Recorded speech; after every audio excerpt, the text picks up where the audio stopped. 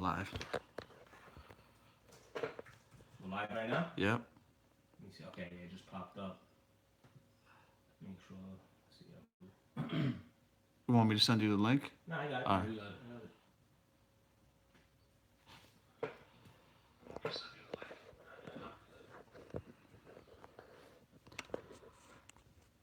I think we're good to go. I'm gonna go live on my IG. I turn the volume down. Well, I'm gonna log out of this. Oh, okay. I'm gonna do it on my Instagram. All right. All right, ready? All right. You gonna hold it the whole time? What happened to the holder? Nah, I was using that one. Nah, that's fine. Go ahead. Don't worry about it. Yeah, no, I don't No. hold it the whole time. We gotta. I got this, bro. Don't worry about it. Because I was using that one before. The other one that I have is shitty. It doesn't even fit this phone. The little black plastic one that I had. But that's fine. You want to use this? No, don't worry about it. No. Nah, don't worry about The it. only reason I keep this up is because of the questions. Yeah, and then that's how they really call in. Yeah. Yeah, Well, where's the no. other black one? Then give him the other black one, and you put that one. No. Don't worry about it. I got it. You It's got straight. it? Yeah. Sure? All right. Yeah. All right. All right, let's Hold go. on. Let me get my mic set up. Oh yeah, you got it all the way back there. What's up, you jerk job? This is Bloodstained Lane, aka the Yakubian Teardrop, aka the Edomite Don, and I'm here with my partner in crime. Yo, what's up, world? This is FU, feeling glorious. I'm walking around in my brand new Nike SB White Widows. Got the Pablo hat on, a BBC shirt on that you ain't never even seen, that never even came out. It's fucking 90 degrees in New York City, man. It's piragua weather. Absolutely. You know, some of you jerk offs don't know what a piragua is. It's a shaved ice, shaved off a block of ice in a key food shopping cart by a Dominican or Puerto Rican man. If that's not how you got your shaved ice, it's not a piragua. And here we are for episode 18 of Silk Shirts and Fast Hands. It's been a while since we did an episode. A lot of stuff's been going down. What's been going on with you though, F? I'm alright, man. Had a little workplace injury. You know, took me out of commission for a little bit, but I'm getting better. This weekend I'll be in Austin and Waco, Texas, and Dallas. I'm leaving tomorrow early morning. I'll be there till Tuesday. So, any heads out there want to holler at me, let me know. I'll be in a couple spots. I post them up on the Instagram. All right. How about you? What's good? I mean, I've been just doing my thing, man. Hitting the gym, throwing up, 315 on the bench press. You know what I Nice. mean? Giving hipsters wedgies. Regular stuff for Bloodstained Lane, aka the Holy Heel. You know what I mean? Yeah, You know? this is how you know we took too much of a break. It's episode 17. This is episode 17. 7. You already know what episode Man, it you is. see? I knew 18 didn't sound right. You're shot. You've been Yeah, working this too is hard. this is episode 17. All right, episode Just 7. for the So what? record. It's 17. What the fuck? Figure it out. 17 episodes in, all right? And we got a lot of things to talk about. Yeah. You want to get right into it right away?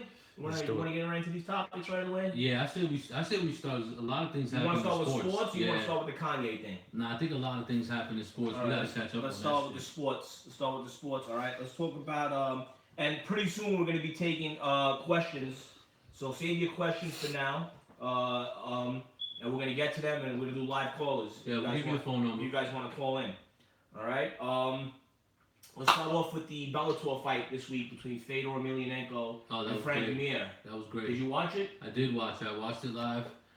Nobody was giving Fedor a shot, man. Everybody that they were asking, they basically everyone thinks Fedor is done. Or up until that point, they were like, Fedor had his prime and pride, and he did good afterwards, but he's pretty much done. Not that Frank Mir is no spring chicken, but everybody was pretty much giving it to Frank Mir. Personally, I gave it to Fedor. I thought Fedor was gonna win. I know you had a poll online. I voted for Fedor just because I just like him better than Frank Mir. You know what I mean? And he proved it, man. Well, I'm going to say this. I mean, obviously, Fedor is my favorite fighter of all time. I am a Pride Fighting Championship fanatic. Everybody's been following me for years, knows that. Fedor, he's not the same Fedor of 10 years ago. Right. You know what I mean? Fedor of 10 years ago would never lose to a Matt Mitrione. You know what I mean? He would never lose to, the guys that he lost to, for Fabricio Verdum or Bigfoot Silva. But I always have hope in Fedor because Fedor has unworldly power. He has tremendous explosiveness in his hips. Even at 41, he's just still very, very explosive. He still has that knockout power in both hands. Definitely. And he's a world class sambo practitioner.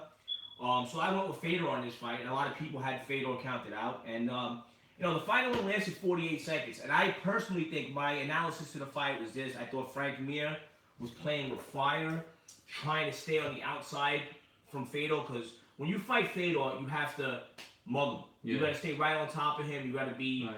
and you got to get him down, and you got to play close to him. When you're giving Fedor distance to throw those long, extended, explosive punches, you're gonna get knocked out. And that's what happened. He got clipped. Frank Mir did clip him in the beginning of the fight, but I don't think it was so much of a big punch that he gave him, a big hit. I just thought it was Fedor was more off balance than anything. And one of the most impressive things is when Frank Mir did get in close and clinched with him, that sambo throw. He threw him down. Yeah, That great. goes to show you at 41, Fedor still has that explosive strength in his hips. And I think he washes Charles Sonnen, man. I Yeah. really think so. Even though Charles Sonnen might be faster, I think he catches him and fucking drops Well, this is the him. whole thing. Fedor knocked out Frank Mir in 48 seconds. You know what I mean? It was a big thing. It was very nostalgic for a lot of Fedor fans and a lot of fans of the Pride Fighting Championship. But, like you said, Fedor versus Chael Sonnen, I can tell you right now what Chael Sonnen is going to do. Chael Sonnen is going to go with the same approach that they did with Anderson Silva, and he's going to mug him. And Chael Sonnen has to stay low. He has to take low attacks, double leg takedowns, single leg takedowns. Staying in an upper clinch with him is bad news because Fedor is just so much stronger than Chael. Right. He's gonna look what he did to Frank Mir. Frank Mir is a moose. Yeah, exactly. 265 pounds, and he flipped him like he was like little Uzi Vert. like flipped him like he was little Uzi Vert. So Chael Sonnen is gonna try to mug Fedor. He's gonna double legs, single legs, stay on top of him the way he did Anderson Silva. But even that is dangerous because even if you get Fedor on his back, Fedor is very explosive from off his back. He armbarred many of guys that had similar double leg power wrestling styles. Mark Holman being one of them, Kevin Randleman. So I think that Fedor eventually knocks out Chael Sonnen or he gets him in a submission. I just think Fedor's too strong, too explosive, hits too hard. And, I don't think Chael's going to be able to hold a guy like Fedor down for 3 rounds. He's been fighting. Fedor's been fighting heavier guys for a lot longer than Chael Sonnen. Fedor should be fighting at middleweight. Fedor's, obviously you see his physique. Right. You know what I mean? He has a shitty physique. But he's fighting guys that are much bigger than him, and he's used to it by now. And a guy like Chael, unless Chael is going to hold him down for 3 rounds, and Fedor's not Wanderlei Silva on the ground. He's not Shogun. He's not Anderson Silva. He's much more explosive off his back, more explosive in the submission game. So I just see Chael Sonnen getting washed by Fedor, and Fedor advancing to the finals of the Bellator tournament, heavyweight tournament. Yeah. Would you agree with me on that? Yeah, I see it exactly the same. I mean, I'm hoping for a quick Chael Sonnen knockout, but eventually I think Fedor washes him anyway, just because for the same exact reason. So we both agree on that. Let's move over to the Canelo controversy with Triple G. Yeah. Triple G's fighting this Saturday, right? Yeah, how do you Petrosian? Petrosian? Yeah. He's definitely a B fighter, maybe even a C fighter, and that's not to say he's not a good fighter. I mean, he's fast on his feet. A lot of people say, "Oh well, why didn't he give Danny Jacobs a rematch?" He's not gonna give Danny Jacobs a rematch on 2 weeks' notice. That's fucking ridiculous. I think Saunders threw his hat in the ring, no pun intended, but then he had an injury or something like that. So he's fighting Van Petrosian, however the fuck you pronounce his name, and I think it's gonna be easy work for Triple G. But what do you think? This style just goes right into Triple G. It just goes right to him. Advantage to him all day. Veins is a smaller guy. He's always fought at junior middleweight. Triple G, in my opinion, just obliterates this guy. I agree. And he makes a point for he proves a point that he's the middleweight champion of the world. And this is just a setup fight for him to fight Canelo in September. Right. So since we've been on the air last, Canelo bowed out of the fight before he went to trial, and He was found guilty, suspended for what, 3 months. But then after that, it came out that he took a hair follicle test about 3 or 4 weeks after the piss test, and he passed the hair follicle test. So some people are saying, well, he could have cut his hair and then, kind of gotten rid of the part that had the drugs in it. And some people are saying, no, that's proof positive that he was never really using it, and that it did come from the meat contamination. The only thing I'm saying is, look, man, this is a problem in your country. You know what I'm saying? Why not either A, move your training camp, or B, have meals flown in? You know what I mean? Have meat flown in from you from parts of the world that are not contaminated with that. You know what I mean? Why not do that? Okay, well, there was a warning. The meat contamination story in Mexico, being contaminated with clen, is an actual story. The NFL actually issued out a warning. The NFL actually issued out a warning a couple years ago about this to the NFL players, that there was contaminated. I'm looking at it right now. Contaminated meat in Mexico and China. And as you can see, the NFL issued out this warning on their website and to NFL players back in 2016 about contaminated meat in Mexico. Right. So this is a real thing, the clenbuterol being in the contaminated meat. So Canelo did take the hair follicle test, right? And he passed it. And supposedly the test means that it kind of goes along with his story, that he wasn't purposely taking clenbuterol. And, before the show started, we talked about it. We said that the root of the hair grows, you can clip it. But from what I'm reading, that usually stays in your system for 6 months to, almost a year possibly. Well, it depends. You know what I mean? Like it grows from the root of your hair. So let's say you took it and you were bald, and then your hair grew an inch. The top of your hair is going to have it. But if you shave your head bald again and let it grow another inch, then that hair won't have it. You understand what I'm saying? So I don't want to believe that he was purposely taking clenbuterol, even though I believe that all of these boxers take something and then stop taking it right before the fight. But also, how come this never happened before? If this is such a problem in Mexico, he lives and trains in Mexico all this time, how come it's never been a problem until now that all of a sudden he's bulking up and he wants to fight middleweight and he wants to fight bigger guys?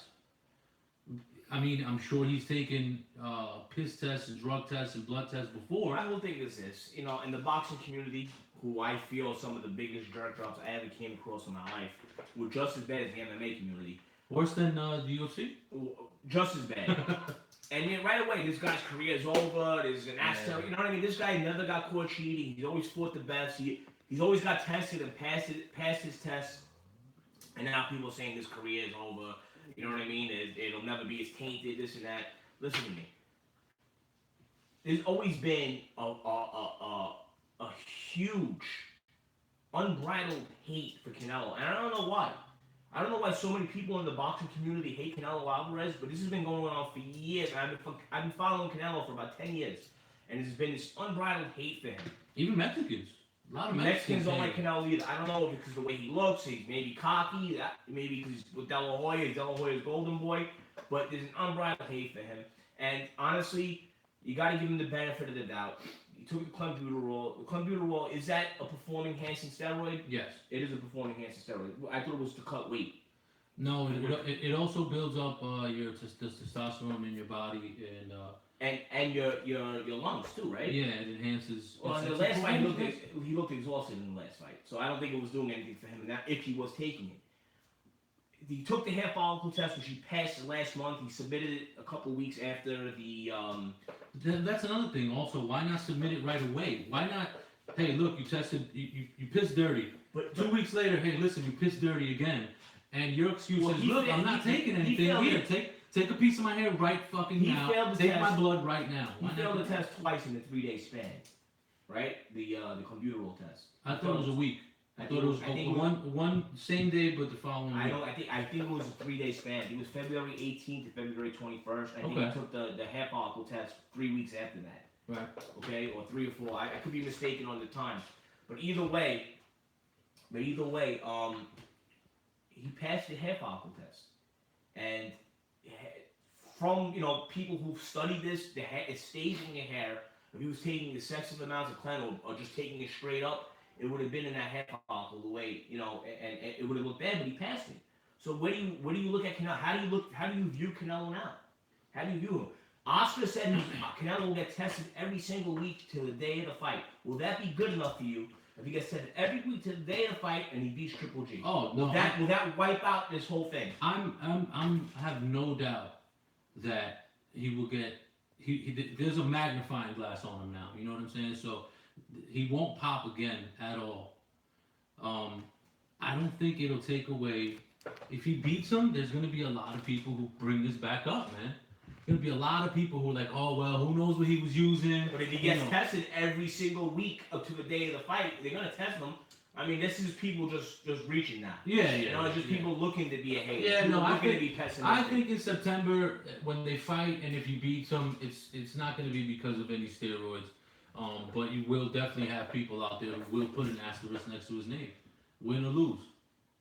Win or lose. Okay, so we're gonna have to see. I think, like I said, I think Triple G washes veins, Matroza this week, and that will be the setup fight for him versus Canelo in September. Before we move on from Golden Boy, what's going on with what the hell's going on with Golden Boy, man? What do you mean? Well, remember when he got caught wearing the fishnet stockings? And now there's a story that he met up with another lady, and she has videos of him sticking kitchen utensils where the sun don't shine. No. High and no. drunk. You've never heard this yet? Nah, I haven't heard it. What are you talking about? This is new. This is like 2 weeks ago. Yeah, there's a lady coming out. Said basically she met him, I think, on Instagram, and they met up. They were doing coke. They were fucking drinking, and she has videos of him fucking playing around. Okay, now Oscar De La Hoya is sticking kitchen utensils up his butt on video. Yeah, bro. I mean, unless we see What's going on? You think he just has a drug problem? You know what I mean? I think he just has a lot of weird fetishes, and he's just a weird, and he's a sex problem, drug problem, everything problem. Yeah, I think he's just not there mentally. Look, I mean, I know coke makes certain people hornier, from what I've heard. Yeah, but hornier But in not a to manly way. Not hornier, but not fucking gay. Yeah, right? exactly. Have you ever wore a fishnet suit before? Not ever. I think he has. Not ever.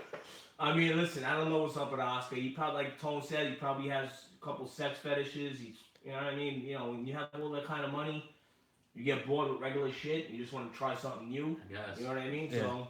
And honestly, I just think that those drugs are eating his brain, like it's taking scoops out of his brain. But like I So said, he's not thinking straight. Anybody can make any sort of proclamations. It doesn't mean it's true.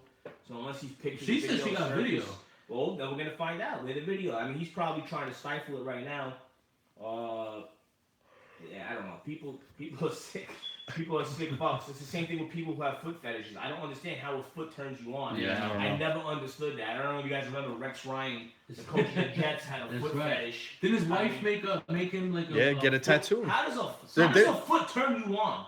I don't understand. What do? You take your cock and you rub it on the foot like, ooh, this feels nice. Like, I don't get it. I don't know. Yeah, no, it's not the thing. It's kind of weird because we have feet too. So if you like, I mean, I can see, like, I've seen ugly feet and that would turn me off. Right. But I've also seen pretty feet and not on's gotten a like I boner. see pretty feet. Right. That doesn't make you like, oh, Right. oh, I'm Exactly, horny. yeah, Oh, I wanna, you know what I mean? Like, you have a nice fucking foot. Excuse my language. I'm trying to stop cursing, but I mean, like, I don't understand it. Like, what do? Like, you rub it on her foot, and it turns you on. You get like a euphoric feeling. Yeah. I don't get it. I mean, I think we're just normal, so we think that like We're the face and the body, normal, sure. the face and the body is what we find attractive. For other people, it's the opposite. Little things like the hands and the feet and the way you talk to me or different things like that. It's just different People fetishes. Like to get spit on and fucking cursed shit out on, and spit turned on, That's pissed true, on, yeah. everything. There's a guy I used to work with, and I can't say his name.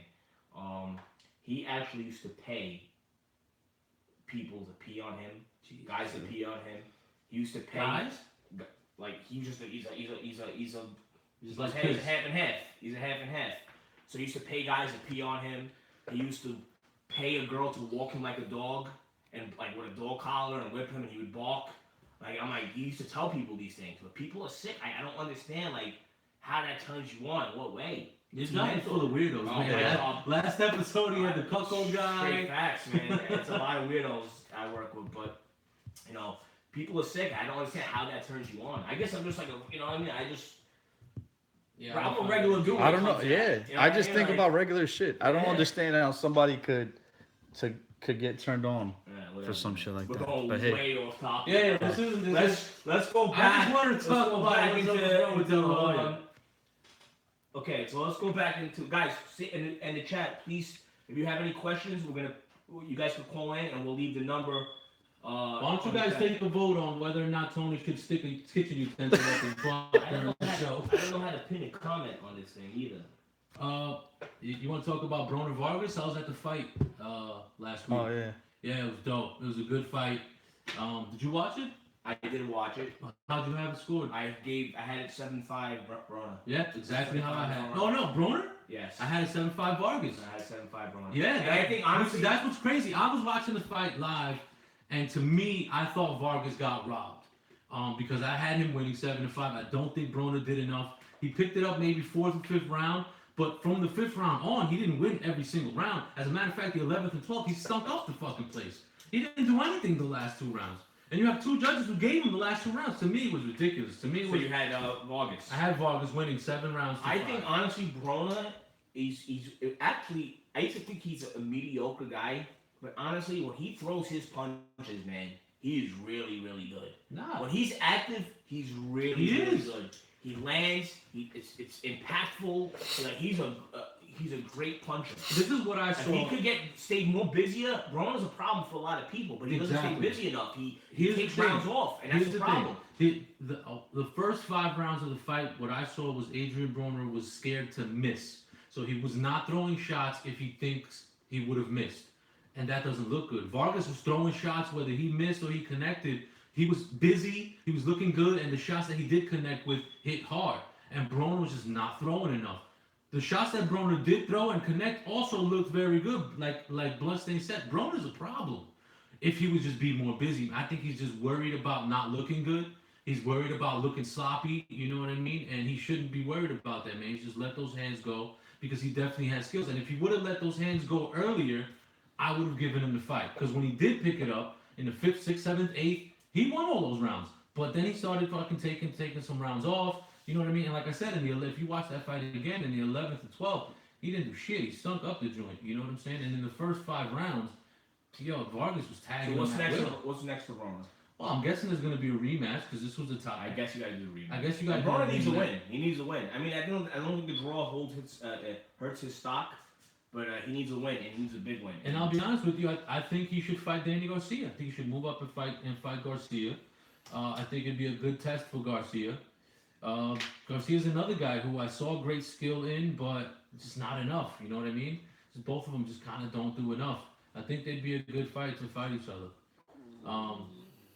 Definitely. I think they were talking Errol Spence Jr. Errol Spence Jr. wipes the floor with both of them. Errol Spence Jr. washes both Vargas and Adrian Broner easily. So don't even go that route. You know what I mean? Look for a good fight that you can make money on and you can show your skills on. Okay. What do you think? Is Broner done? You think? No, I don't think he's done. If he loses, the rematch, I is he think done? There'll be 4 losses, yes. two Yeah, guys. listen, he's never done. Because he still has a name. And he's still a personality. But as like taking him serious as a contender, he's definitely done in my eyes. But I think with his new trainer, he looked a little better, and I think maybe for his next fight, we'll see an improvement with him. You know what I mean? So, like I said, when Broner throws, he's one of the best in the game. He don't throw enough. He takes off too many rounds, takes off too many minutes, and he lets guys win rounds, and that's the formula for disaster. So, Yeah, definitely. let's we got Lomachenko versus Jorge Linares coming up. What do you think about that fight? I mean, to me, it's a no-brainer. Lomachenko is just a better fighter than Linares. Linares is a good fighter. Again, don't get me wrong, but Lomachenko is just a better fighter. He's better opposition than Linares has faced, and I think it's an easy win for Loma. What do you think? I don't think it's an easy win. Man. Really? I think Jorge Linares. I think Loma beats him, but Jorge is a rangy. On points? I You think it goes all the way? To go against Loma's track record, the way he's making guys quit, I don't want to say that. Right. But I just think this guy is a tough fight because he's long, he's rangy, he has reach. He's just an awkward fighter. You know what I mean, Linares? All right, but And it's a little bit of a difficult fight for. Well, let me point you to Rigondeaux, who's long, rangy, and definitely awkward. and he made him look silly. He made him like a fucking amateur. And Rigondeaux was one of the best fighters out there. Linares to me is Linares is on a tear right now. He's on a tear right now. I don't think he's in the same range as No, Rigondeaux. listen, I'm going Loma. I think Lomachenko is the most skilled guy in the game right now. I'm going Loma. I just think this is gonna be more of a tougher fight than believe it or not than Rigondeaux. I think Rigo's was an older guy too. I'm not saying I'm not justifying him. I picked Loma to win that fight anyway. Yeah, me too. But this guy, he's a long, tall, rangy guy, a little bit more younger than Rigondeaux. So I think that this is a tough fight. I think it ends in a later round stoppage by Linares' corner. I think Linares' corner in the 9th, 10th kind of just says, enough. To be honest with you, and I like Linares too, but I just don't think he can beat Loma at this stage in the game. And that's what I'm going with. I'm going with Loma late round stoppage. Okay, I agree with you on that actually. We got talks of Khabib fighting Conor McGregor in Conor's next fight. Yeah. I don't know if you watched Khabib's fight again. Oh no, I didn't. Okay. No, I wasn't interested. Honestly, after watching that fight, I just think that Khabib gets knocked out by Conor. I think he slept. I think it was a snooze fest. He has holes in his game, and he can get tagged and he can get rocked, and he was in danger at a point in that fight with a guy who just took the fight on a week notice, on a couple of days notice, and not even a day's notice he took the fight. So I just after seeing that fight, I think Conor sleeps Khabib. I mean, Conor got to get back in. He got to get back in action. Yeah, we talked about it last episode. He got to get back in action. It's ridiculous now. He's going to box. He's going to do MMA, but I think he should go back to the UFC, get a fight in the UFC. I mean, we said that belt. We said, man, he goes through money. Once you get that much money, you spend that much money. Plus, there's a storyline in this fight. Right. Khabib with the busting, you know what I mean? Exactly. So, but after watching Khabib's last fight, I thought Khabib would have been a tough fight, but after watching, I think Conor sleeps him. So that's the next move for Conor McGregor, in my eyes, and I think he wins. What else do you want to talk about in the realm of sports? Oh man, let's talk about the rise since the last time we were doing the show. The Mets went from losing one game, 10-game winning streak to they're now 15-8 or something like that. They just got washed by the Braves twice. Before that, I think they lost 2 to the Padres. It was it's so bad, man. And I'm a Mets fan, and I'm kind of used to it. But the way they started, this is their best start ever, right? I was like, oh man, this might be the year. You know what I mean? We changed up our management. You know what I mean? We got great pitchers. We got some good hitters. And I'm getting let down again, bro. And it's still early in the game, but. Yo, but what do you think that is? Like, how do you go from basically being like losing one game out of like 10 and being unstoppable, right, and then all of a sudden like you just take a dip for the worse? Like, what is the coach? Was somebody out? Were there like players injured? Like, what the fuck happened? Man. That's the whole conundrum. They got a new coach in. They got a new general manager in. Harvey came back from injury. Everybody thought like, oh man, this looks great. You know what I mean? Everyone's talking about new management is great. We love it. Before they started, and they did so good that everyone's like, oh shit, that's what it was. It was their old manager, you know? It was their old coach. He was fucking shit up, obviously. So they're doing great. And then from one game to the next, man, it was like loss after loss, and they just can't fucking pick it up. I don't know what it is, man. Is it some kind of curse? I mean, what do you think? Oh, it's the Mets, bro. It's the Mets. It's just a curse. I didn't get hyped up at all. I knew it was gonna happen. You didn't? You know what I mean? Not even a little bit? No. Dude, I have no faith. I love the Mets. Queens team. I'm a Queens guy. I knew this was gonna happen. Yeah. It's the Mets. I mean, what made you think? Oh yeah, I don't get excited over shit like this. What made me think was that they were on such a roll, man. Yeah, bro. The best start in their career, you know what I mean, in Mets history, and they were just looking so good, man. The pitching was unstoppable. They were hitting. I don't know. I thought they were gonna fuck it up at the end, like they usually do. Right. This kind of surprised me. Right. If anything, I was preparing for, after the All-Star break. All right, we're gonna start going downhill. But I mean, look, hopefully, maybe after the All-Star break, we pick back up and we pick up what we lost. Meanwhile, the Yankees are doing great. The Yankees they started out shitty, and now they're fucking kicking ass. So I Yeah, really don't know. they got to pick it back up because at the end of the day, I'm not saying that they have to be they have to have a 20 game winning streak or a 10 game winning streak, but as long as they start winning a lot more like they did in the beginning, I think they'll be good. I don't think that it's over for them. I just think that it's surprising that they flipped Very the surprising. the record around like that. Very Like I said, surprising. I knew it was gonna happen. I'm going to a Met game I'm in a couple still weeks. Actually, I bought tickets, but I love the Mets, but I don't expect them to win. I don't get hyped up by these hot I stars. was at the game that broke their You winning, start playing their winning good- streak, listen. and it was fucking. September- I saw it from there. I'm like, oh fuck. August, September, and October is what counts for me. If you could stay in the mix and then heat up towards the end of the season, then I'll start getting hyped up. At the beginning of the season, nah. Mets have done that too many times for me. Yeah. So I don't get hyped up about it. All right, I mean, what else? What do you think of Joshua possibly fighting the Bronze Bomber? Well, wasn't there an offer made for that Yeah, fight? there's supposedly an offer made. I don't know what to think about that. That fight's a coin flip fight to me. I don't trust Joshua's chin. I also don't trust Wilder's chin. Everybody's bragging about Joshua, how great he is. Bro, he got dropped a couple times by Vladimir Klitschko. Vladimir Klitschko was 40, 41 years old. He's an old man. Yeah, but Joshua's a young bull. He's a young guy.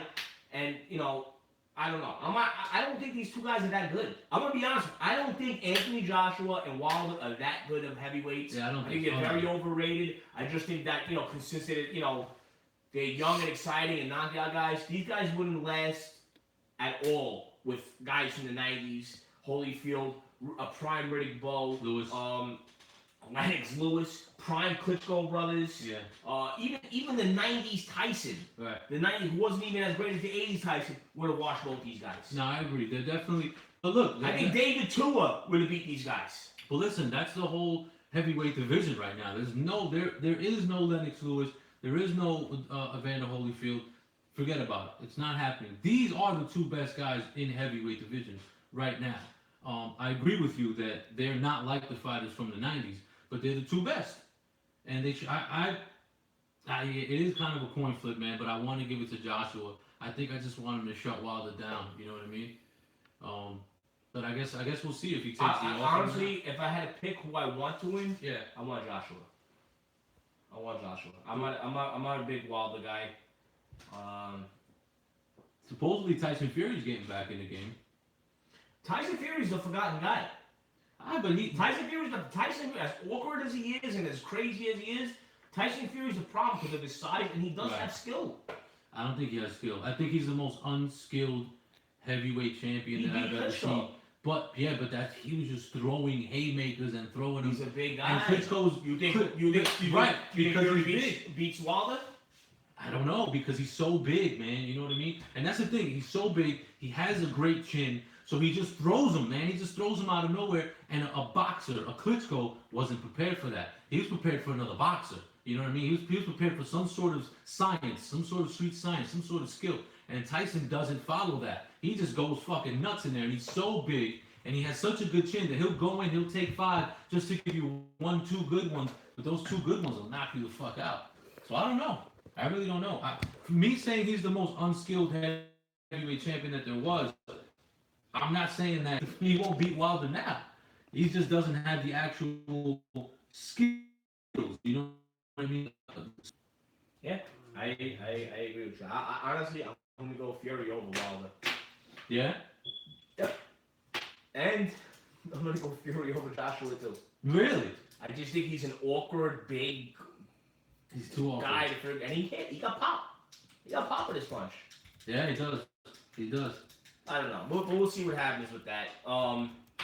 What else is going on in the world of sports? You don't watch basketball, right? So you don't know any, Nah. you don't know about it. Yeah, you bought those NBA Supreme sneakers, I did. right? I You did. got- Well, I'm a fashion whore, but I'm not a fucking. You know what I mean? But I don't follow the NBA too much. Draft happened. You give a fuck about that? Draft? Yeah, I'm a football. I'm a diehard. What do you think about the Browns picking back first? I think that was a bad decision. No, I Holy thought they shit. picked the wrong guy. Yeah, but I thought the Browns picked the wrong guy. I'm a Giants fan, so it was great for us because we were able to pick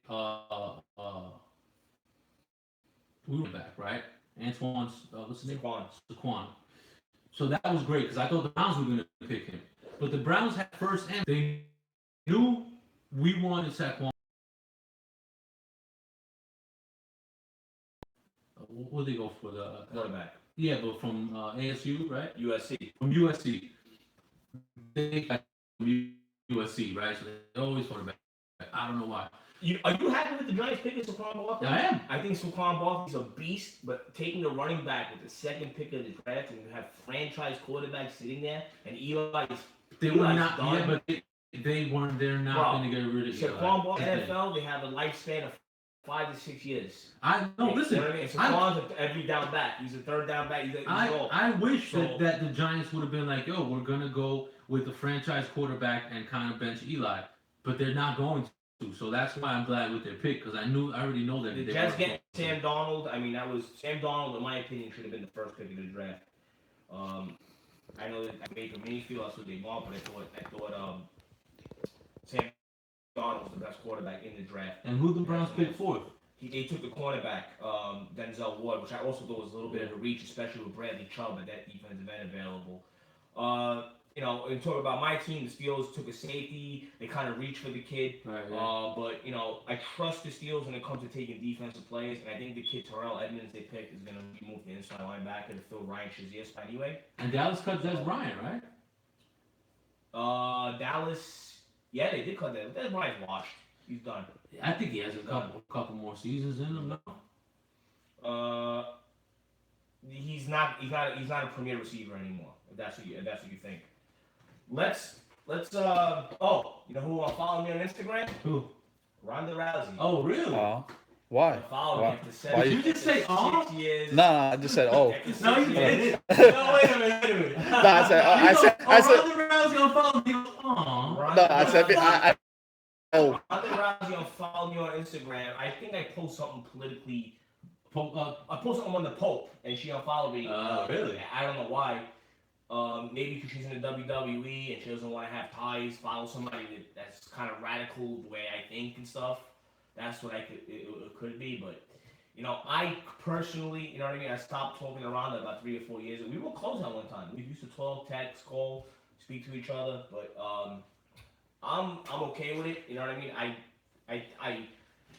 I think Ronda going to the WWE was kind of So career ending. a lame move to make. Yeah. You lost 2 fights, you got knocked out, and then you run to the WWE and cash out over there. And we already spoke about. Yeah. I don't agree with her going over there and getting the push over girls who trained their whole lives for this.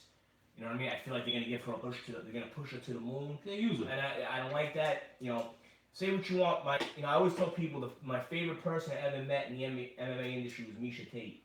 And one thing I always respect about Misha is, even when she lost, she came back. You know what I mean? And Ronda, to me, it's like it's a reflection of her character.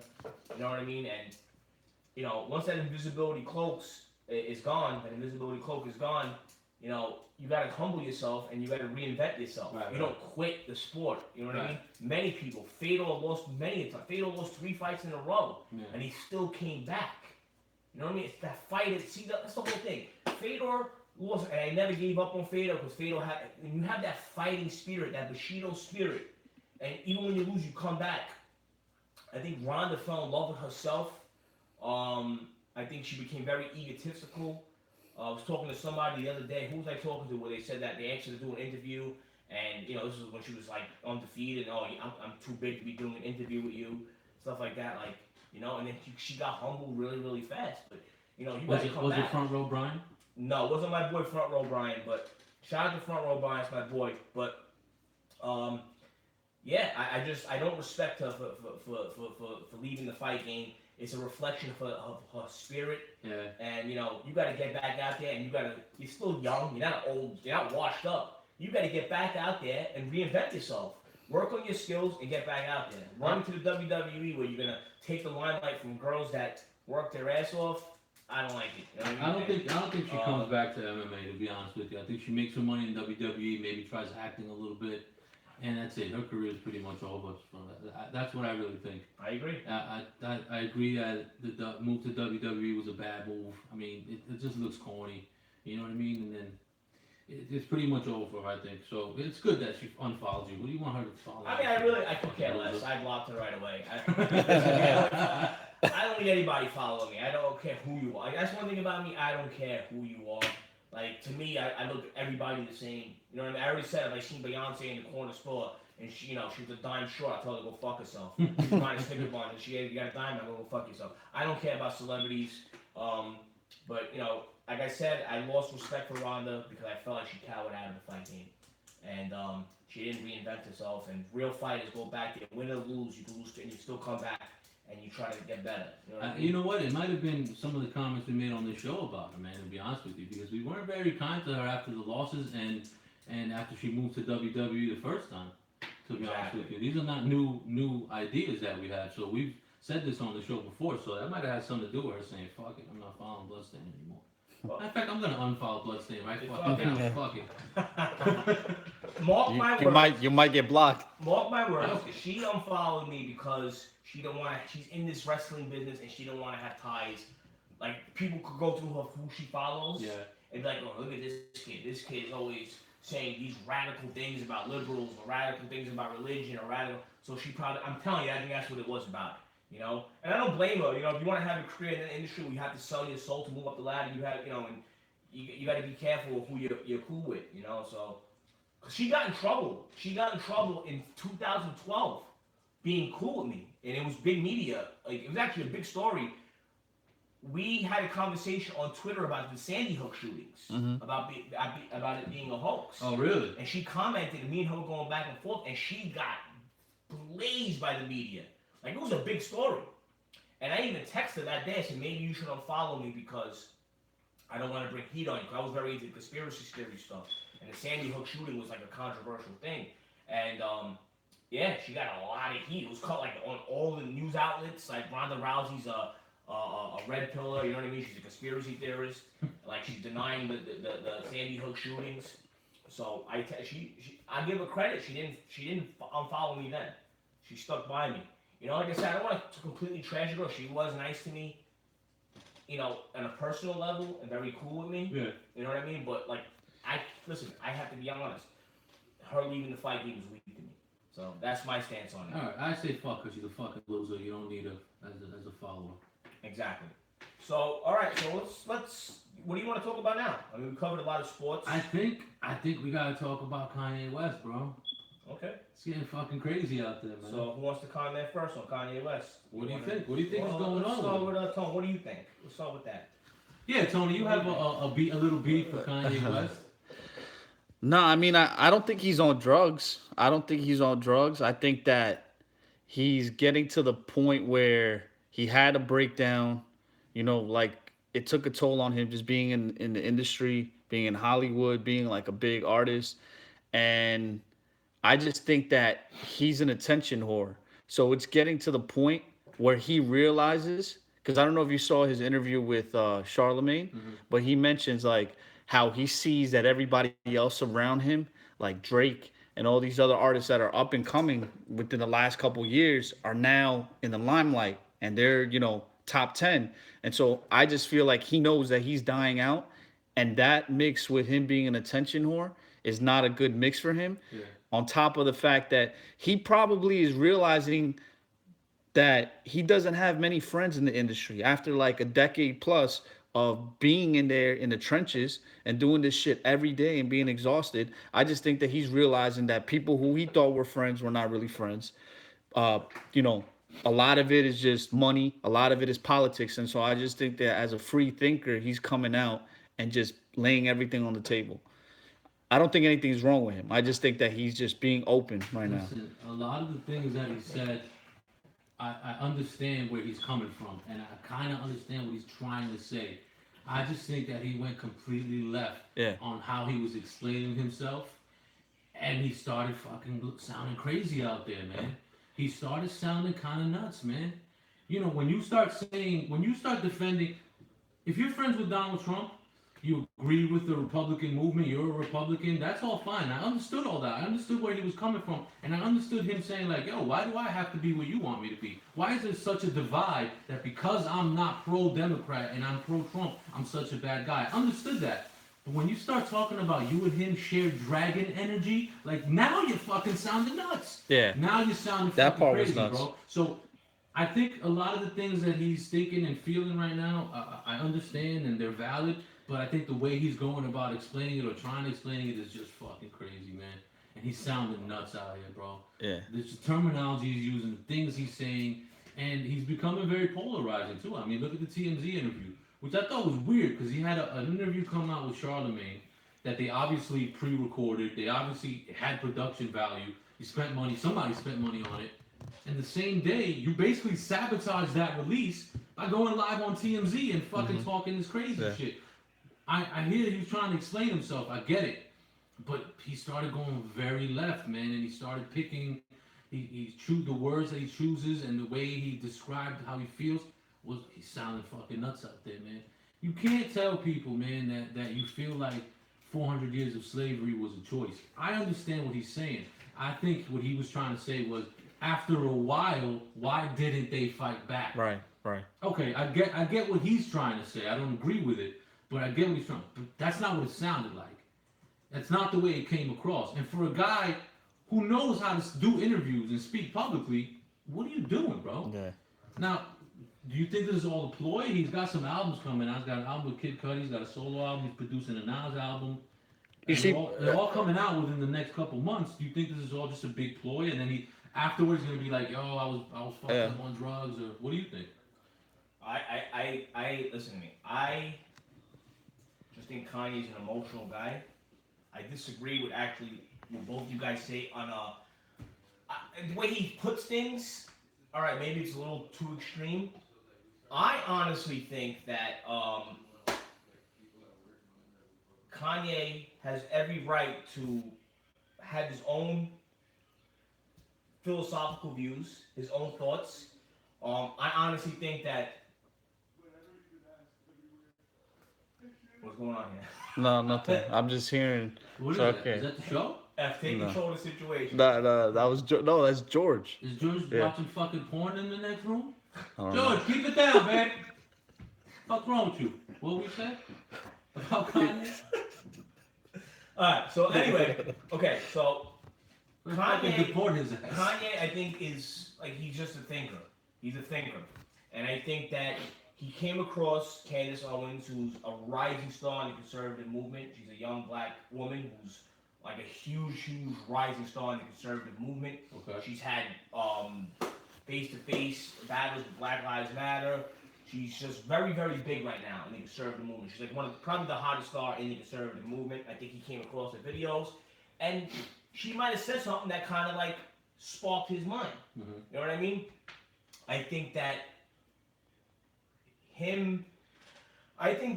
first of all, I said this a couple weeks ago that I was actually going to write a piece saying that the hip hop culture, okay, is very totalitarian and tyrannical when it comes to political and philosophical views, and the hip hop community sides with the Democrats and the left for the most part, and that's just facts. And to see Kanye come out, and Kanye's not the first rapper. Actually, Tekashi 6ix9ine was the first rapper. And the Fat Joe, we talked about it. He was the first one to come out and support Trump. But I guess he didn't get that much attention as Kanye, because 6ix9ine is not on Kanye's level in terms of popularity. But to see, and this is why I say the hip hop community is very totalitarian and very tyrannical in their paradigm. The way they all came at Kanye, calling him Uncle Tom, calling him a coon. You had Daz Dillinger ordering all Crips to beat up Kanye West. You had Ebro or She-Bro or E-Ho, I can't stand that much, saying that he's going after Kanye. You got that soy boy weasel Rosenberg going after him. You got all these people going after him. You want to hear something funny? I'm sorry to cut you off, but you bring up Rosenberg. I heard him say on the radio, if I saw Kanye right now, I'd punch him right in the face. And the first thing I thought was like, no, you fucking wouldn't, bro. You drop his shorts and suck his fucking dick. What are you lying for? He's Are such you a- punch him in the? Yo, he's the worst fucking guy. He seems bro. like an authority on hip hop. I don't like, know where he's why. like, oh, Kanye's he's done. Like, who are you to tell people they're done? Like, bro, you're a little weasel that does Hot 97. You're a little soy boy. And he's so upset about this. That's never been a fight in your life. You have the machismo levels of a pink poodle. Let's be real, bro. You're soft as shit. You ain't doing nothing. Stop talking like you're an authority on anything. You know what I'm trying to say? Just keep your mouth shut and be the cuck that you are. You know what I mean? And get those Bukkake specials from A$AP Mob and all these other crews that you love, right? Because that's what you are. You're just a Bukkake dumpster for and stop pandering too. Your pandering makes me sick. Oh, big So time. anyway, I think Kanye has every right to say. I think he did some research, and he's trying to find a medium between because it says he likes Trump, he doesn't support everything Trump does. I don't think Kanye's too in tune with the political landscape anyway. Right. But I think he came across Candace Owens, who's a very, very bright,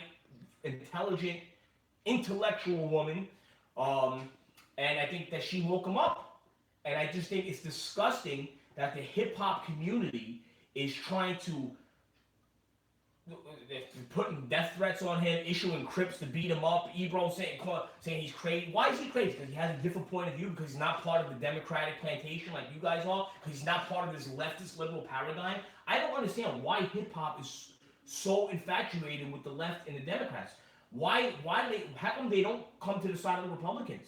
If anything, they should be more on the side of the Republicans because hip hop is about capitalism. They always talk about spending money, buying things, nice things. Free enterprise.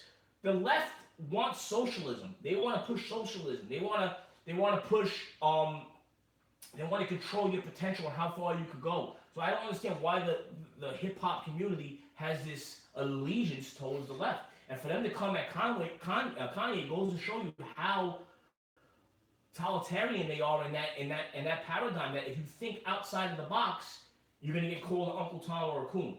This is the whole thing. That's what I don't understand. Before you even say, I want to know.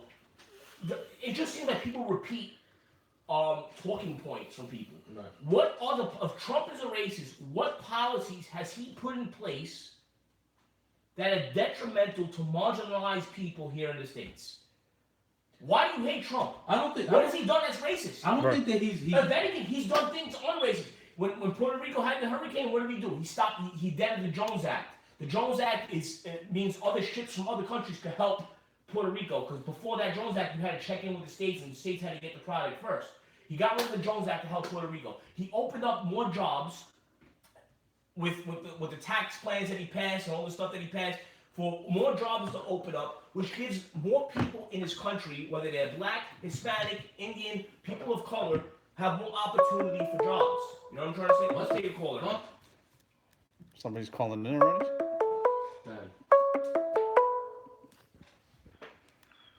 Silk shirts and fast hands. You're interrupting the show. What's up?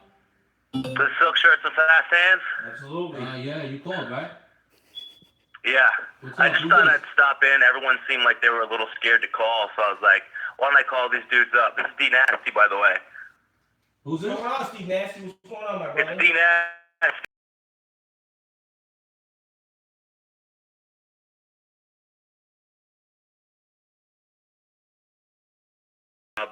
Even though it's, you said it was 18 and it's actually 17. I'm not worried about that. But I was just wondering, is there a way of cash in or something? Do you have a way we could offer you money, chip in for pizza or whatever? Oh Show our yeah. appreciation for the show. Listen, I'm so glad you brought that up because we're actually gonna start a GoFundMe page. But the GoFundMe page is because we don't really need money. But the GoFundMe page is actually to get Tony's Butler George an apartment so he can get the fuck out of the basement. Stop being so fucking loud on the phone.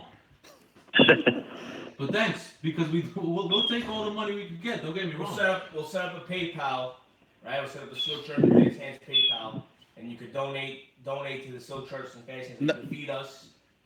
This is what we'll do because we own silkshirtsfasthands.com. Okay. I just got to build out the landing page, and then I'll put all the episodes and then like a donate button, and then they'll be able to donate through PayPal. But we will have. Listen, we're gonna have merch. You know what I mean? We're gonna have shirts. We're gonna have stuff up there. Yeah. that you can buy and all that kind of stuff. You know what I mean? And we appreciate any kind of support, even just calling in, man, and even just getting the views up and getting the numbers up, man. We appreciate it. Yeah, I mean, I tell people to watch the show. I share it all the time, but you know how people are. Threaten them. They don't listen. Try threats. Try threats. You know, they work better sometimes. Yeah, all right. Thanks. Thanks for calling. All right, brother. All right. All right, later. So let me finish what I was saying. Kanye. What you always have the hip hop community, fuck Trump. They always say the same shit, but when you ask him why do you hate him? Or he's a racist. All right, what policies has he implemented that's racist? What has he done in his life that proves that he's a racist? To me, it makes no sense at all. You know what I mean? Like, so the talking points that they just regurgitate with no factual evidence, no proof. You know what I'm trying to say? So anyway, back to Kanye. You know, Kanye, as far as the slavery comment that he made on TMZ, I think it was taken out of context. I think, and honestly, it's going to sound controversial what I'm about to say. Oh.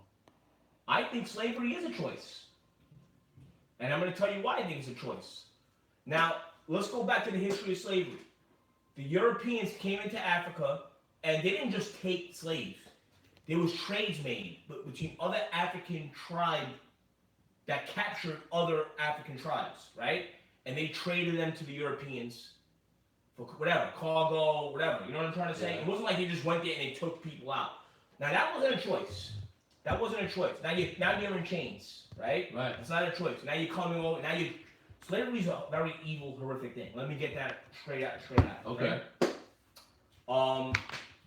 It went over. Now they came over into the States, right?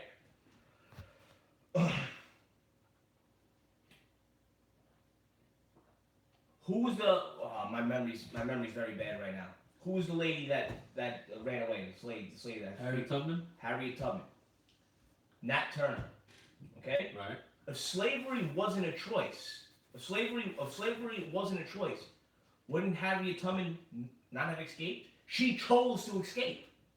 She chose not to be enslaved no more. Nat Turner chose not to be enslaved anymore. You understand?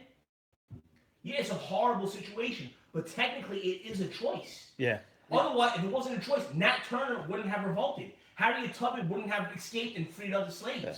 So they chose to not be enslaved anymore. Right. You know what I'm trying to say? That's the context of what I'm trying to say. Yeah. But yeah, they chose it. They chose to not be enslaved after a while. You know what I mean? When all you know is that this person is your master and you have to serve him from the time you're born. Even though you might not like it, it's hard to train your brain to do something else. Even though you might want to fight. Listen, since you were born, you were taught this and you've seen this. I can't put myself in that situation. I can't put myself in that situation either. It's a very demonic and satanic situation. And I don't believe, like I said, I think the people who enslaved are horrific people. But listen, hold on. I think what you just said is what Kanye West was trying to say. And I just think the way it came out when he said it, he sounded fucking nuts. And if you listen to the rest of what he said was this. Okay, so now you have a couple slave owners on a plantation and you have 100 slaves. He's trying to say, there's 100 of you to 1 or 2. You could have easily revolted. And there has been revolts and a lot of people have died because of these revolts. Right, because it was 1 or 2 plantation owners, but there was hundreds and hundreds and hundreds of other white people that had you revolted, they would have just came in and wiped you all out. And if you listen to the rest of what Kanye's saying,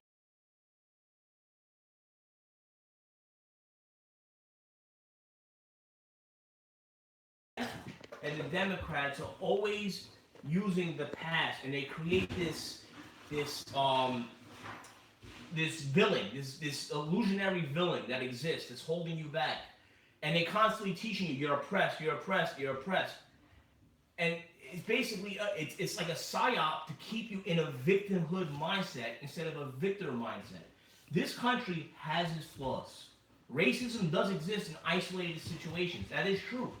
Racism, but overall, this country's set up for those who work hard, those who are responsible for themselves, to flourish in this country. And that's not a subjective opinion, that's a statistical fact. If you really want, you gotta go hard. And maybe some people have it harder. Like maybe in certain situations, a black man will have a harder time than a white man. But if he works hard and he's responsible for something, he can flourish. The system set up, this country set up for people who really, really want Mm-hmm. to flourish. Right. Well, I You mean, know what I mean? look, I agree with you that most of the people that we know that are successful, whether they be black, white, Chinese, Hispanic, they're the ones who don't play themselves as the victims. You know, every time you see a successful person, they've always just taken what they've got and worked with it. You know what I mean? No matter what it was. I agree with that. And even though I may not agree with a lot of the things that Kanye West and Candace Owens have said, I agree with some of it. It's just the way that they're saying it. It's almost like they're purposely polarizing themselves. You know what I'm saying?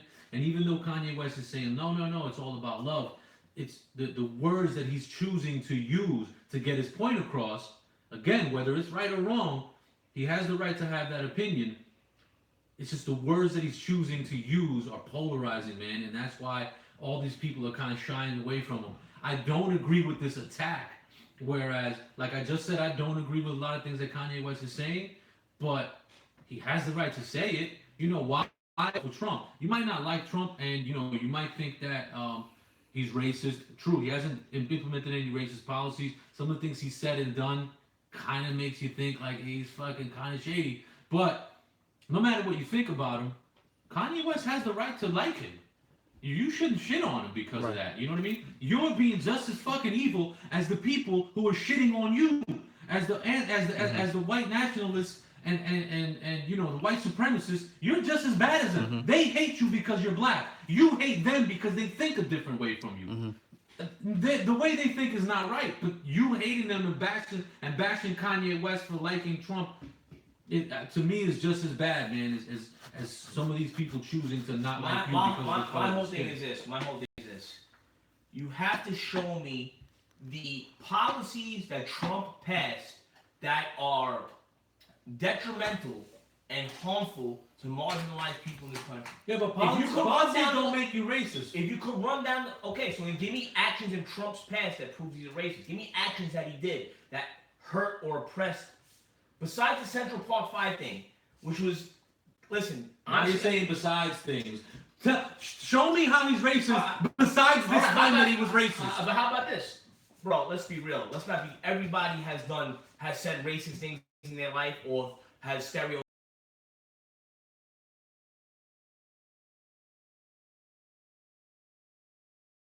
Proved otherwise, but Trump has employed more people of color than all these people who are talking crap about him.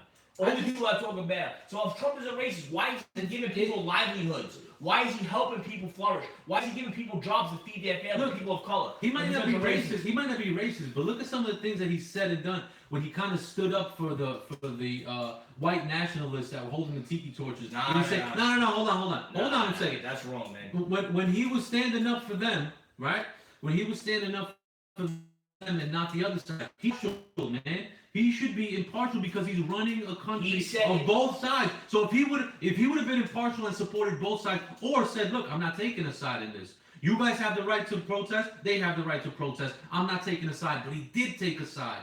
When you say shit like that, and then when you say things like, "Look at my African American over there," he might not have meant that as racist. I'm not saying he did. But how the fuck you gonna say that? You're a public speaker. What the fuck is wrong with you? You know what I'm saying? That's what makes people.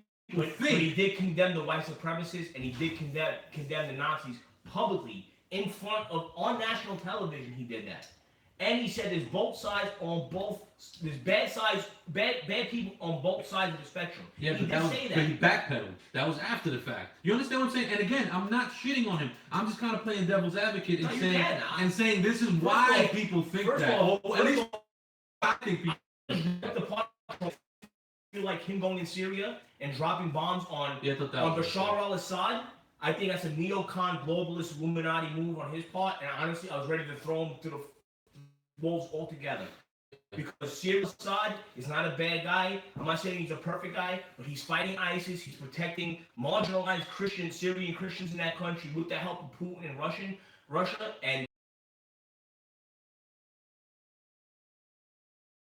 about money conducted by the neocon global scum that's in the White House. So Trump, there's a red flag with me and Trump. I'm not a Trump supporter. I do like Trump. Like I said, I like his Ravasi. I like his I like some of the stuff that he's passed. Like I said, I'm making more money on my paycheck with a new tax plan.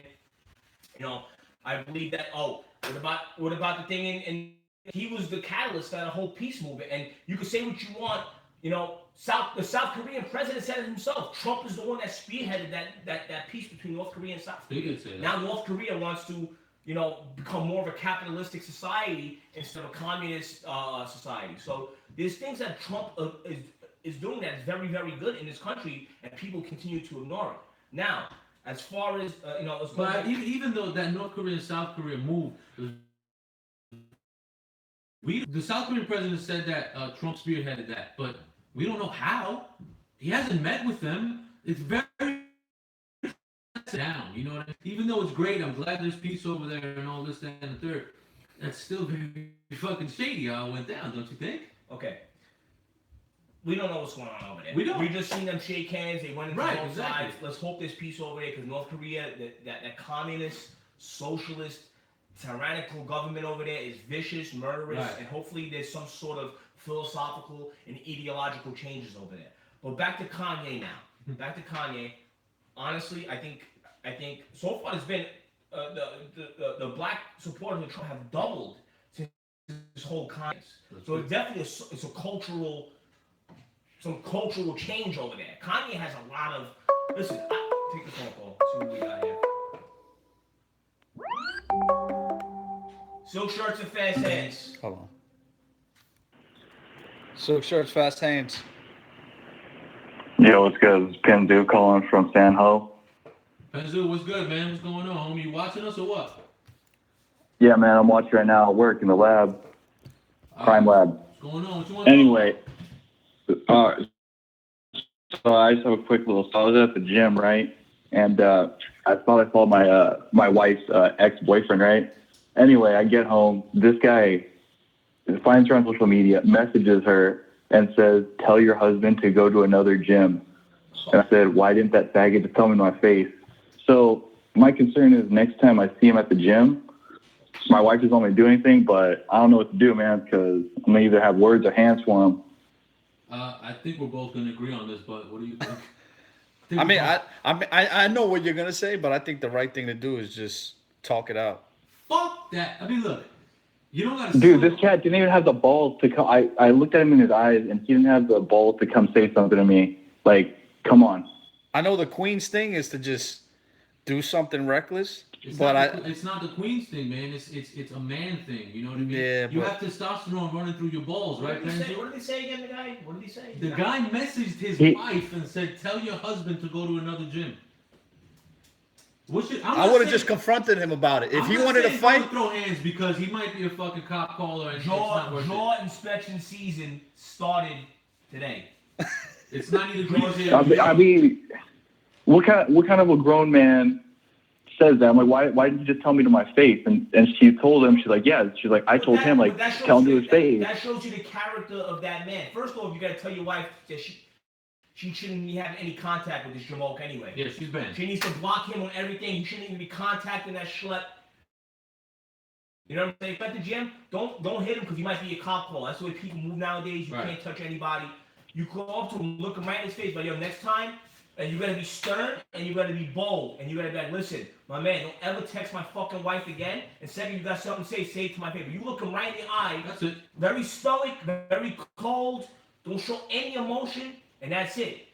And also keep 5 feet between each other. Never get too close because the guy can cold cock you real quick. Right. Keep 5 feet, and you look him right in the eye, stoic, cold demeanor, and you tell him, message my wife again, you have a problem, and next time you got something to say it to my fucking face. What I really would like for you to do is just shatter his fucking jaw in a million pieces. But unfortunately, in this climate of rats and weasels and cop collars, you can't do it. Yeah, no, it's So- simple. Benz, this is what you do.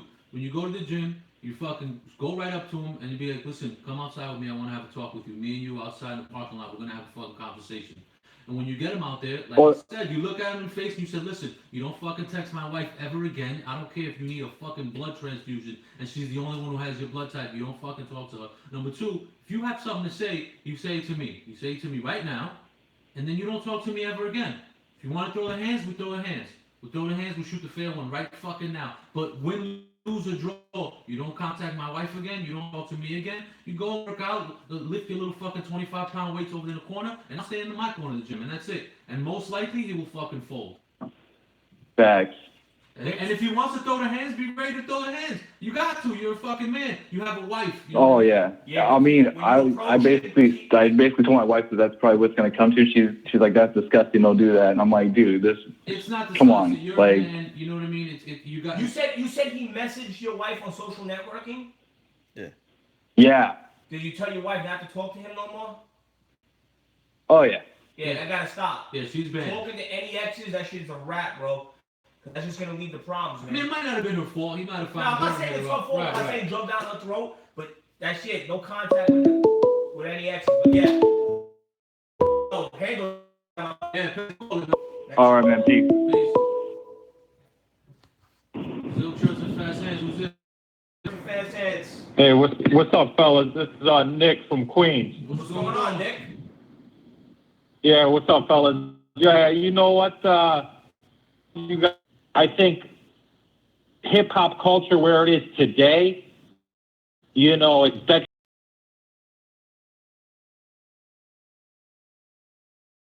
Could he say such things?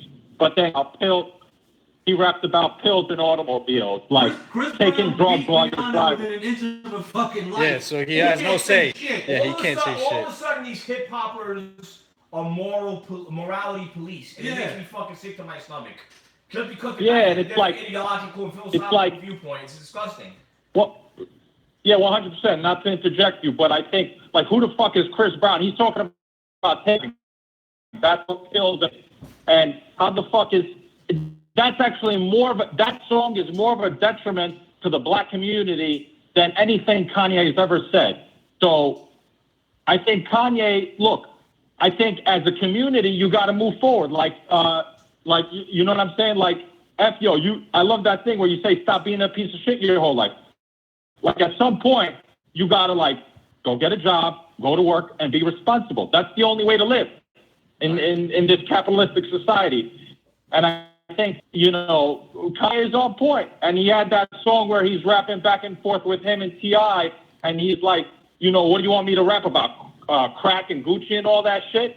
And I feel Kanye's trying to take the black community to the next level. Hey, look, we got to, like, at some point, leave the materialistic shit alone, you know, and actually, you know, start to get prosper as a community. 7, and the fucking kid died because he was taking pills. And I'm not trying to blame the, you know, hip hop, but like nobody was rapping about taking pills when I grew up. Nobody was.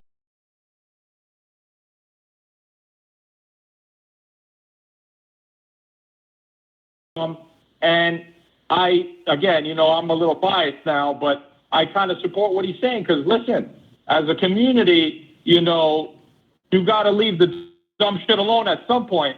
You know, you got to leave the dumb shit alone at some point, you know, get responsible. And I think that's what Kanye's talking about. So I'll leave it to you guys to interpret, you know? That's a good point you brought up because I think it's more detrimental that Hot 97 and Power 105 is bigging up, let's say, Cardi B, who's talking about fucking for money. You know what I mean? Get it however you can. Mhm. You know, show your tits off and whatever. I think that's insane how dope that is, how dope she is. Oh, look how dope he came up. Listen, all three of us in this room, we saw Cardi B when she was a fucking stripper. She was a trash, bro. She was an annoying piece of trash back then. She's an annoying piece of trash now. And you're bigging her up, but then you're shitting on Kanye, even though you might not disagree with him. I think what she's doing is more detrimental than what he's doing. Listen to me. Yeah, like BSL, you say it a lot, you know? Like, say it a lot, like hypocrisy. Very much called up hypocrisy. Like, everybody speaks from both. They speak from both sides of their mouth. They condemn this, but then they'll fucking put on Fat Joe where he's fucking rapping about whatever. My whole thing And is that you're you gonna know,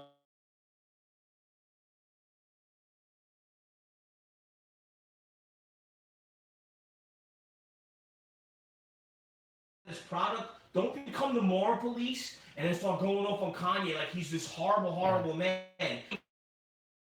Him is a bunch of hypocritical, just totalitarian, tyrannical group thinkers, okay? Because they're not individual thinkers. They belong to the leftist liberal paradigm. You had Daz Dillinger ordering all Crips in America to harm Kanye West. You had T.I. on this song with Kanye saying that Kanye being a Trump supporter and siding Republicans and conservatives is worse than Catholics raping boys in church. That's what the rapper T.I. said. Ebro said he wouldn't have Candace Owens on his show because Candace Owens is hateful. No, it's not that she's hateful. Because you don't want to hear the other people's point of view and the other people's philosophical views on life, because you only want to push your poison on the people and push your opinion on the people. Right. And to me, that's disgusting. And this is why I said the hip hop community is a very oppressive when it comes to ideological and philosophical viewpoints, and it's disgusting. And I don't know why they side with the left so much. To me, it makes no sense at all. But I think what Kanye is doing it's a cultural shift happening right now. And listen, I'm gonna be honest with you. I think Kanye.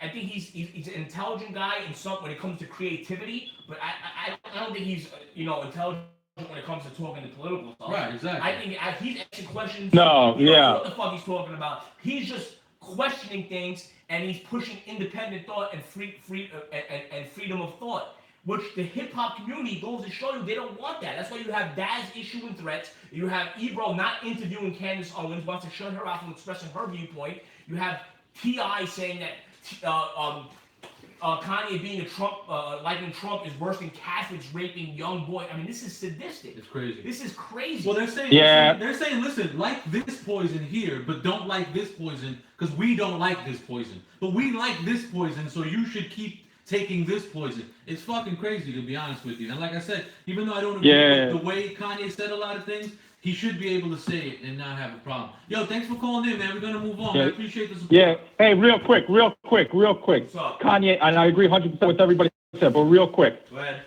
Kanye in my book I hold him in high guard forever and ever. I happen to be a devout Catholic, and in the last I'm 37, so I can never remember in the last 37 years a rapper rapping out Jesus Christ or God.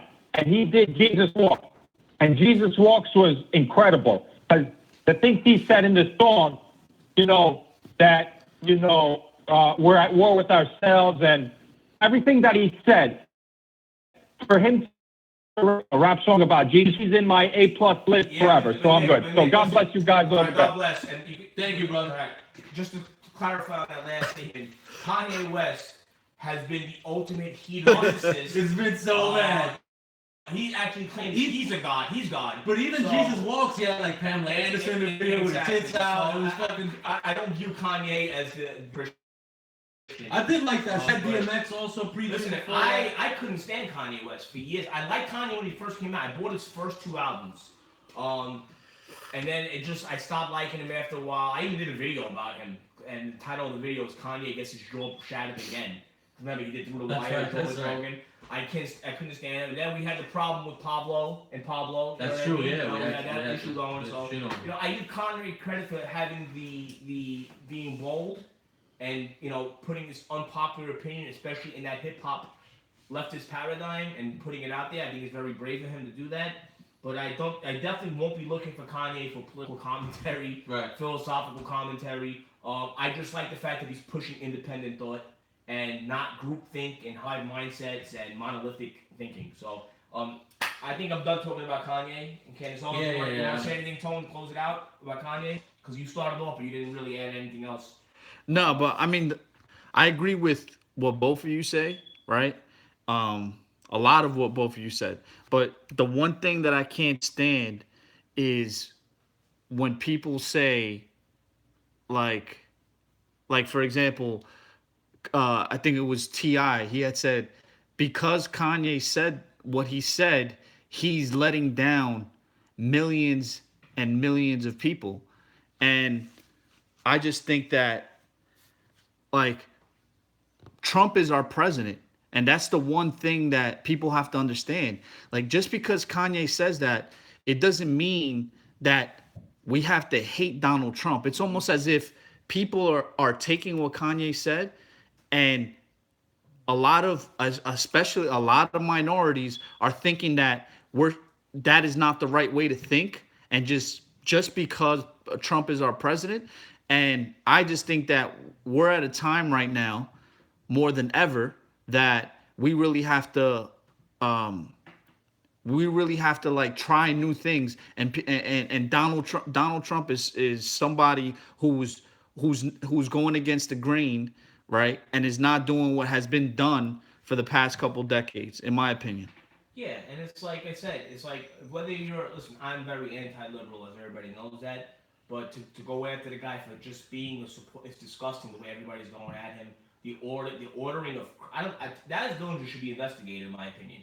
You're ordering harm on another man. You're ordering a gang to Yeah. hurt another man for thinking differently than you. Dude, but That's yeah, but disgusting. the thing is that you have to understand that It's it doesn't matter. Marxism. Yeah, it doesn't even matter if it's Kanye West. The point is that he's our president and this is our country. So it's like everybody is going against Kanye West, and if there's another 10 celebrities who sided with Kanye West, they're gonna think the same way, and they're gonna say like, why do you like this president? But he's our president. He's the one that's keeping our country together, and he's the one that's hopefully going to better it for the next 7 to 8 years, because I know he's going to run again. So the thing is that I just think that I can't stand, and I don't understand how people go and just try to divide us and divide the country into left and right, which is, in my opinion, is not always the This best thing. It country, hasn't. as far as I'm concerned, is that this country is it's never going to be united. It's just too. Like we talked about it in many podcasts. There's a tribalistic mindset going place, and this is what I agree with Kanye. He's saying get away from the tribalist groupthink, the tribalistic hive mindset, and be an individual thinker. Don't hate Trump just because it's cool. You know, hip hop is anti-Trump. Right. As Trump, do the research. He said in the T.I. song, stop reading the headlines. Stop reading stop reading the fine print. He goes, look a little further. He said, he even told T.I. in the song, stop, pushing your agenda. He goes, you're on some choosing side shit. I'm on some unified shit. You know what I'm trying to say? It's a nice dream to have, but unfortunately, it's never going to be unified here because the morals and ethics are so different on each side that it's never going to be. But there has to be some sort of meeting point, some sort of, you know what I'm trying to say? Right now, it's absolute insanity in this country on an ideological and philosophical level. So. I mean, that's what I'm going to say. I give Kanye credit. I think that he did spark a cultural shift. I think you're going to see more black people and more people of color and more people in hip-hop not be so scared to come out. You know what I mean? But, it's scary because when you speak your mind, you have people issuing death threats. You have Daz Dillinger issuing crip hits. You have Ebro saying he's not going to have Candace Owens on the show because she's hateful, which is not true. You just don't want to you want to control the ideological paradigm of your audience. You don't want somebody else coming in and trying to red pill your audience, which to me is disgusting. And Right. so I'm ready to move on But from that comment. No, last thing, the thing is that I just know because of Kanye West, there are going to be a lot of minorities and African American people that are going to stand up. But I feel like there's going to be people that stand up and don't say like, let's stand up as African Americans because of slavery and all this other bullshit, right? Not to take away from what happened and all the pain and stuff, but they're going to stand up and actually act and take action and try to be the next, the next minorities or African American people who go into space and do this and thrive in science and thrive in religion and this and that. And I think that his way of thinking is going to do that and take the African American people and minorities in general away from just saying let's stand up and riot and then mention slavery and all this other bullshit as a way to get people to feel pity for everybody. But if you look at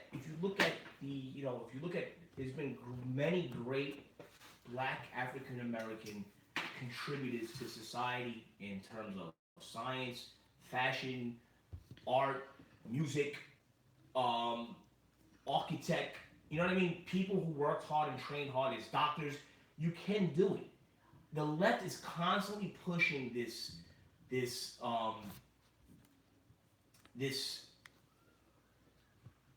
villain, this fictitious villain that you're being oppressed and being held back. Right. And I don't agree with it. And there's so many people that have, through hard work, dedication, and responsibility of self, have prospered. People of color who have prospered. Yes, there's probably isolated situations where there is racism, where people are being, because this is the world, yo. Right. That's Racism there's exists. it's always gonna It's a exist. It's fallen world. good and bad. It's a That's fallen it. world, exactly. But for the most part, this college education setup, you work hard, you grind, you study, you know what I mean? You'll get to where you want to go. And some people might have it a little harder than other people in certain situations, but you can get there. But the left wants, and this is what Candace Owens says, the left wants to keep in this victimhood mindset instead of this victor mindset. And it's true. And I think that she's like, she's red pilling a lot of people. And like I said, Ebro, what a scumbag of the highest order, won't have her on his show because she's hateful. It's absolute nonsense. And it goes to show you that the left wants to control your mind and control the narrative. And I do not agree with it. You want to say something before I'm we done talking Yeah. about Kanye West. I think that's it. Let's move into something different. Infinity War. Oh. I personally didn't see it. I kind of know some spoilers. So if anybody in the podcast hasn't seen it, you know what I mean? You may. I mean, are you gonna give Listen, a spot or no? I'll just say this: if you read the Infinity Gauntlet comic books back in the early '90s, you know pretty much what happens. It was a great movie. To me, it's the best Marvel movie so far out. It lived up to the hype. There were some things I could have taken away from it, but I was watching it in complete amazement the whole time along. They had the characters kind of split up throughout the movie, so I wanted to see them more together. But it was a great movie, man. It really ranks right up there as one of the top MCU movies. Are we gonna give spoilers or what? It's been out. I'm gonna be honest. What's it I been out, a haven't week? seen the movie yet. I know some. All right, I don't want to spoilers spoil it for you. But Though. listen. I read the Infinity Gauntlet. Let me tell you something, real quick. Never read the Infinity Gauntlet and never read comic books. It's crazy because maybe it's a New York thing, but back in my day, we all read man. Whether you were a nerd, or some stick-up kid, whether you were a basketball player or into sports, we all grabbed comic books and we all, ran back into the apartment and talked about it. Read this one, or you saw what happened here. Oh, let me borrow it. You know what I mean? Stuff like that. Now it's kind of a thing that I guess with Comic-Con, it's like, oh, it's a geek thing. You're a geek. Whatever. Back then, it was what we fucking read. You know what I mean? So, reading those comics, and it's been a tradition with my daughter since Avengers 1. We've gone to the opening of every single MCU movie, I think except for 2. We didn't see Iron Man 3 and Thor 2. We just didn't have interest in it. But the rest of them we saw, we knew was building up to this, and it fucking delivered, man. That last scene in Infinity War, the very, very, very last scene. How awesome was Thanos in that movie? Oh man, he lived up. Josh Brolin really played him really well. 10 years of hype, man. Yeah, he got to him. He lived up to the hype, man. It was great, and I hope that they use him a lot more in Avengers 4, which I heard is gonna kind of wrap the story up, but also go in a different direction. Not all of the heroes who died will come back. You know what I mean? Some of them we know for a fact will, because Marvel's already said that they're gonna do a Spider-Man 2 and a Black Panther, and I'm not saying that they died, but I mean, some of these characters have already been. You already know that they're gonna come back, but some of them won't come back. You know what I mean? And I hope. What I think is they keep using Thanos. I don't think that they don't use him again after Avengers 4. I think that he stays in the MCU as a longer time, and he's always like in the background. The whole bummer of this whole thing is that Marvel doesn't own the rights to some of their own characters. Right. Like in Infinity Gauntlet, you had the X-Men, you had other characters that should be in this movie. But There's Silver Surfer, who's a huge part of Infinity Gauntlet. Wolverine gets killed in it. He gets killed in Infinity Gauntlet. Right.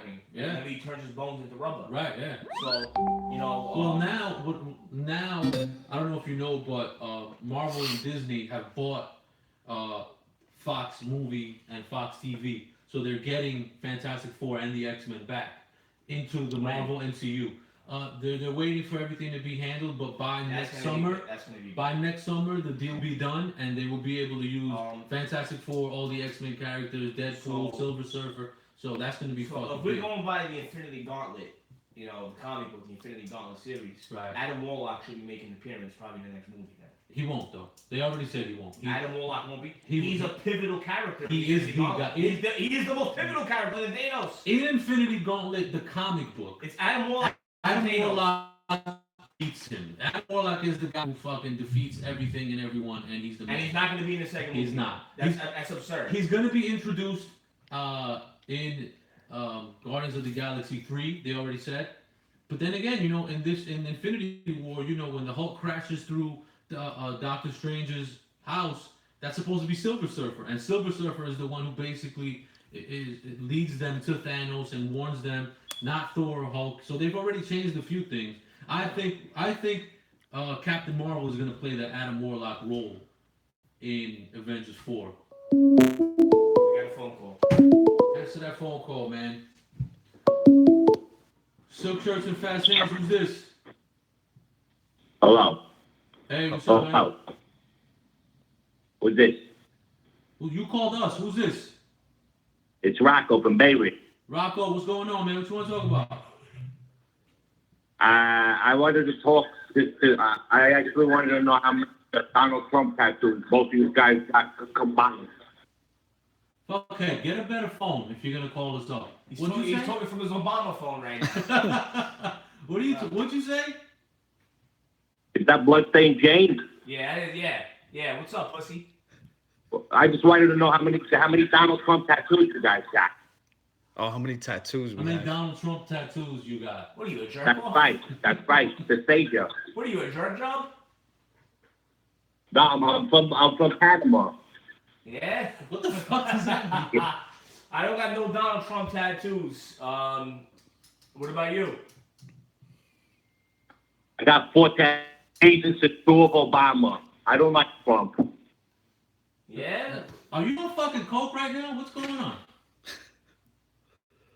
I got a bloody lip a little bit, but I just really enjoy talking to you guys. All right, man. Thanks for Rocco, calling you're in, a Rocco. fucking low life. Never call again, jerk job. Sounds like you got fucking herpes on your lip. Hang up on this bitch. Could somebody real call the show? Okay. So anyway, okay. So Infinity Gauntlet. Yeah. So I'm going to see Infinity Gauntlet tomorrow. Your son's gonna love it. I'm gonna go. You're see gonna tomorrow. love it. I'm telling you. What about Freddy Trash Can? You gonna love it? It depends how many Coors Lights he's Yeah. What do you think about the new Venom trailer? To be honest, I don't like it. It looks fucking trash. You think Venom look kind of cool right Not now? really, no. Alright. I mean, look, it's not. It's way. It's coming out like in October, so they have a lot of post production to do.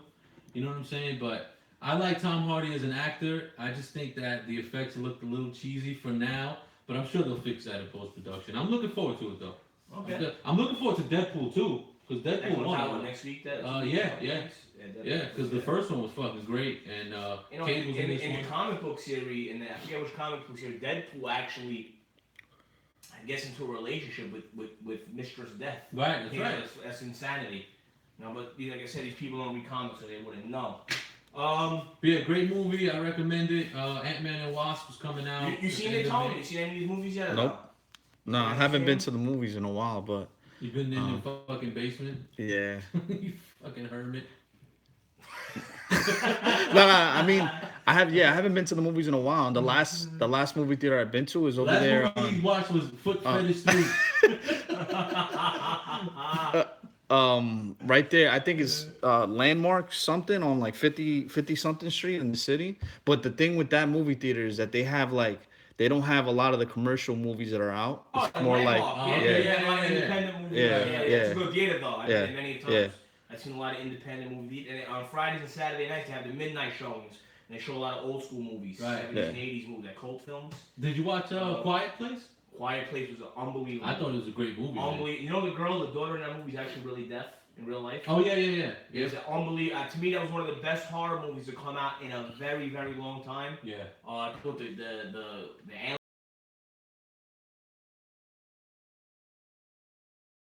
It was creepy Very because well it was so. I mean, you expected it to be silent, but I thought like somewhere in the middle they were gonna, start talking And the movie's stuff great. like the that. movie, and the they movie's didn't. about family. It's a movie.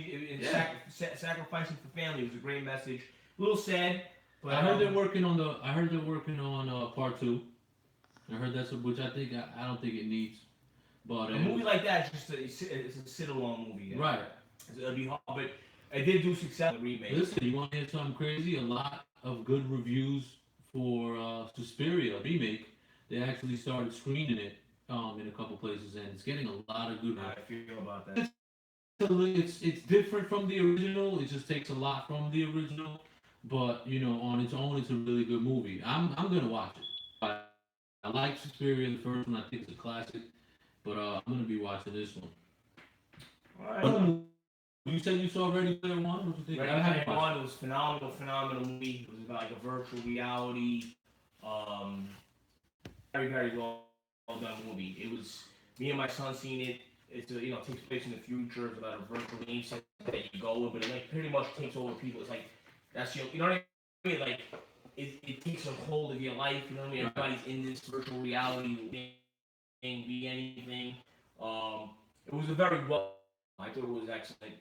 I definitely recommend seeing that. It was written. The book was written when, in the 80s? I think so. Because that's crazy. Because it's kind of like a world we live in now with social media, though, man. Yeah. Everybody's got their face in their phones. You know what I mean? And they're all a different persona on the internet. You know what I mean? They all live on the internet. It's crazy. It's kind of like where we're going to now. Yeah, and I don't know. What else you want to talk about? What else do we have? There she goes. What's up, George? Loud motherfucker. You know we're doing the show here, right?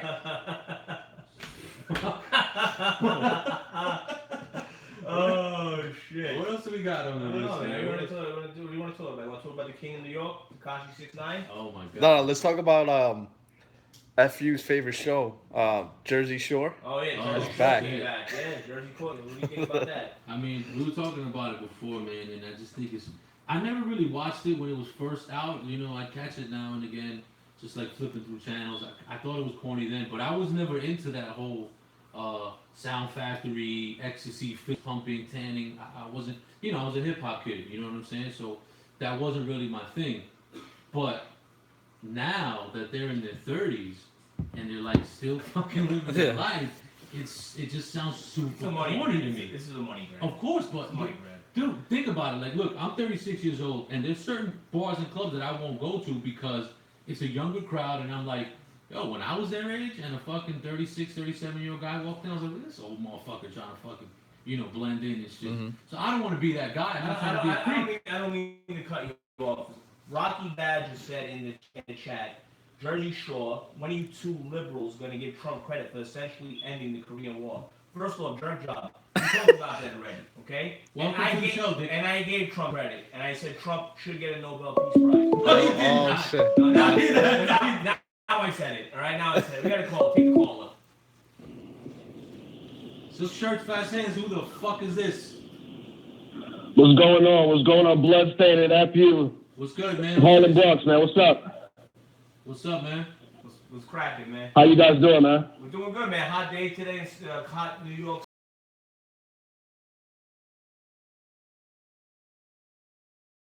Yeah, I know you guys touched on a lot of the Kanye stuff and the movies and all of that. As far as documentaries, right, like wrestling documentaries, what you guys thought about the Andre the Giant one? I thought it was amazing. Oh, did you watch that, F? Yeah, phenomenal. Oh, that was a phenomenal documentary. And Andre the Giant's one of the old-time legendary characters in wrestling, and probably just people in general. I mean, Yeah. Definitely. The legendary stories of him drinking, all those beers and the farts Yeah. delay and Look, you know all what? that stuff. Like, growing up in the late 80s and early 90s, you always saw Andre the Giant as like bigger than life guy. But to hear these stories that he was basically the man in the WWF, bro. Like everyone kind of bowed he down built to it. him, right? And Savage, they were like scared of him and shit. I love that shit, man. Yeah. That documentary was But see, awesome. the thing is, he was trapped in his own world, man. Like he just, people, he was like a gentle giant. Right. If you watch the documentary, it was pretty sad, man. Yeah, it was very sad. I mean, think about it, man. You grow.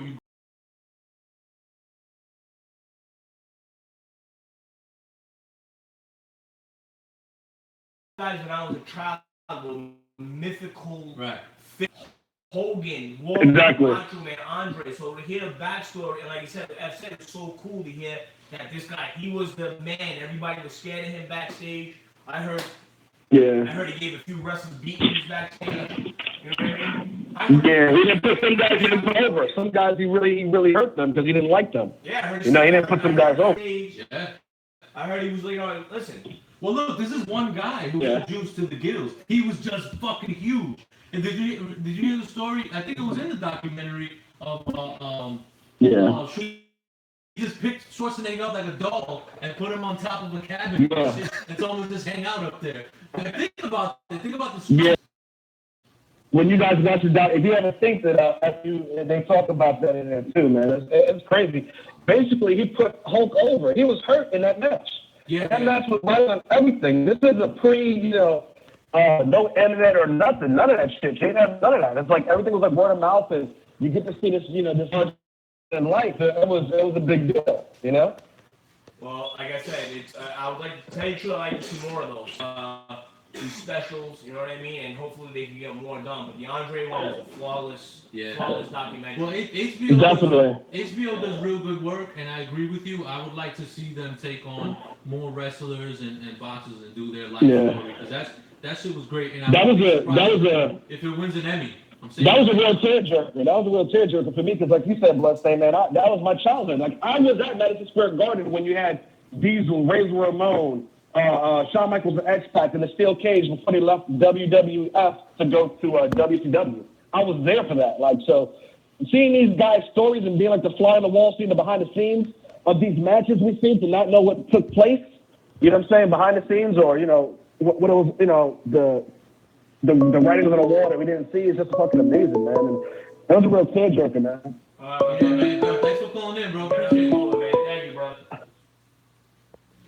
Silk shirts and fast hands. What's going on, Bloodstain? What's going on? FU. Peace, man. What's up, man? How are you? I'm doing well.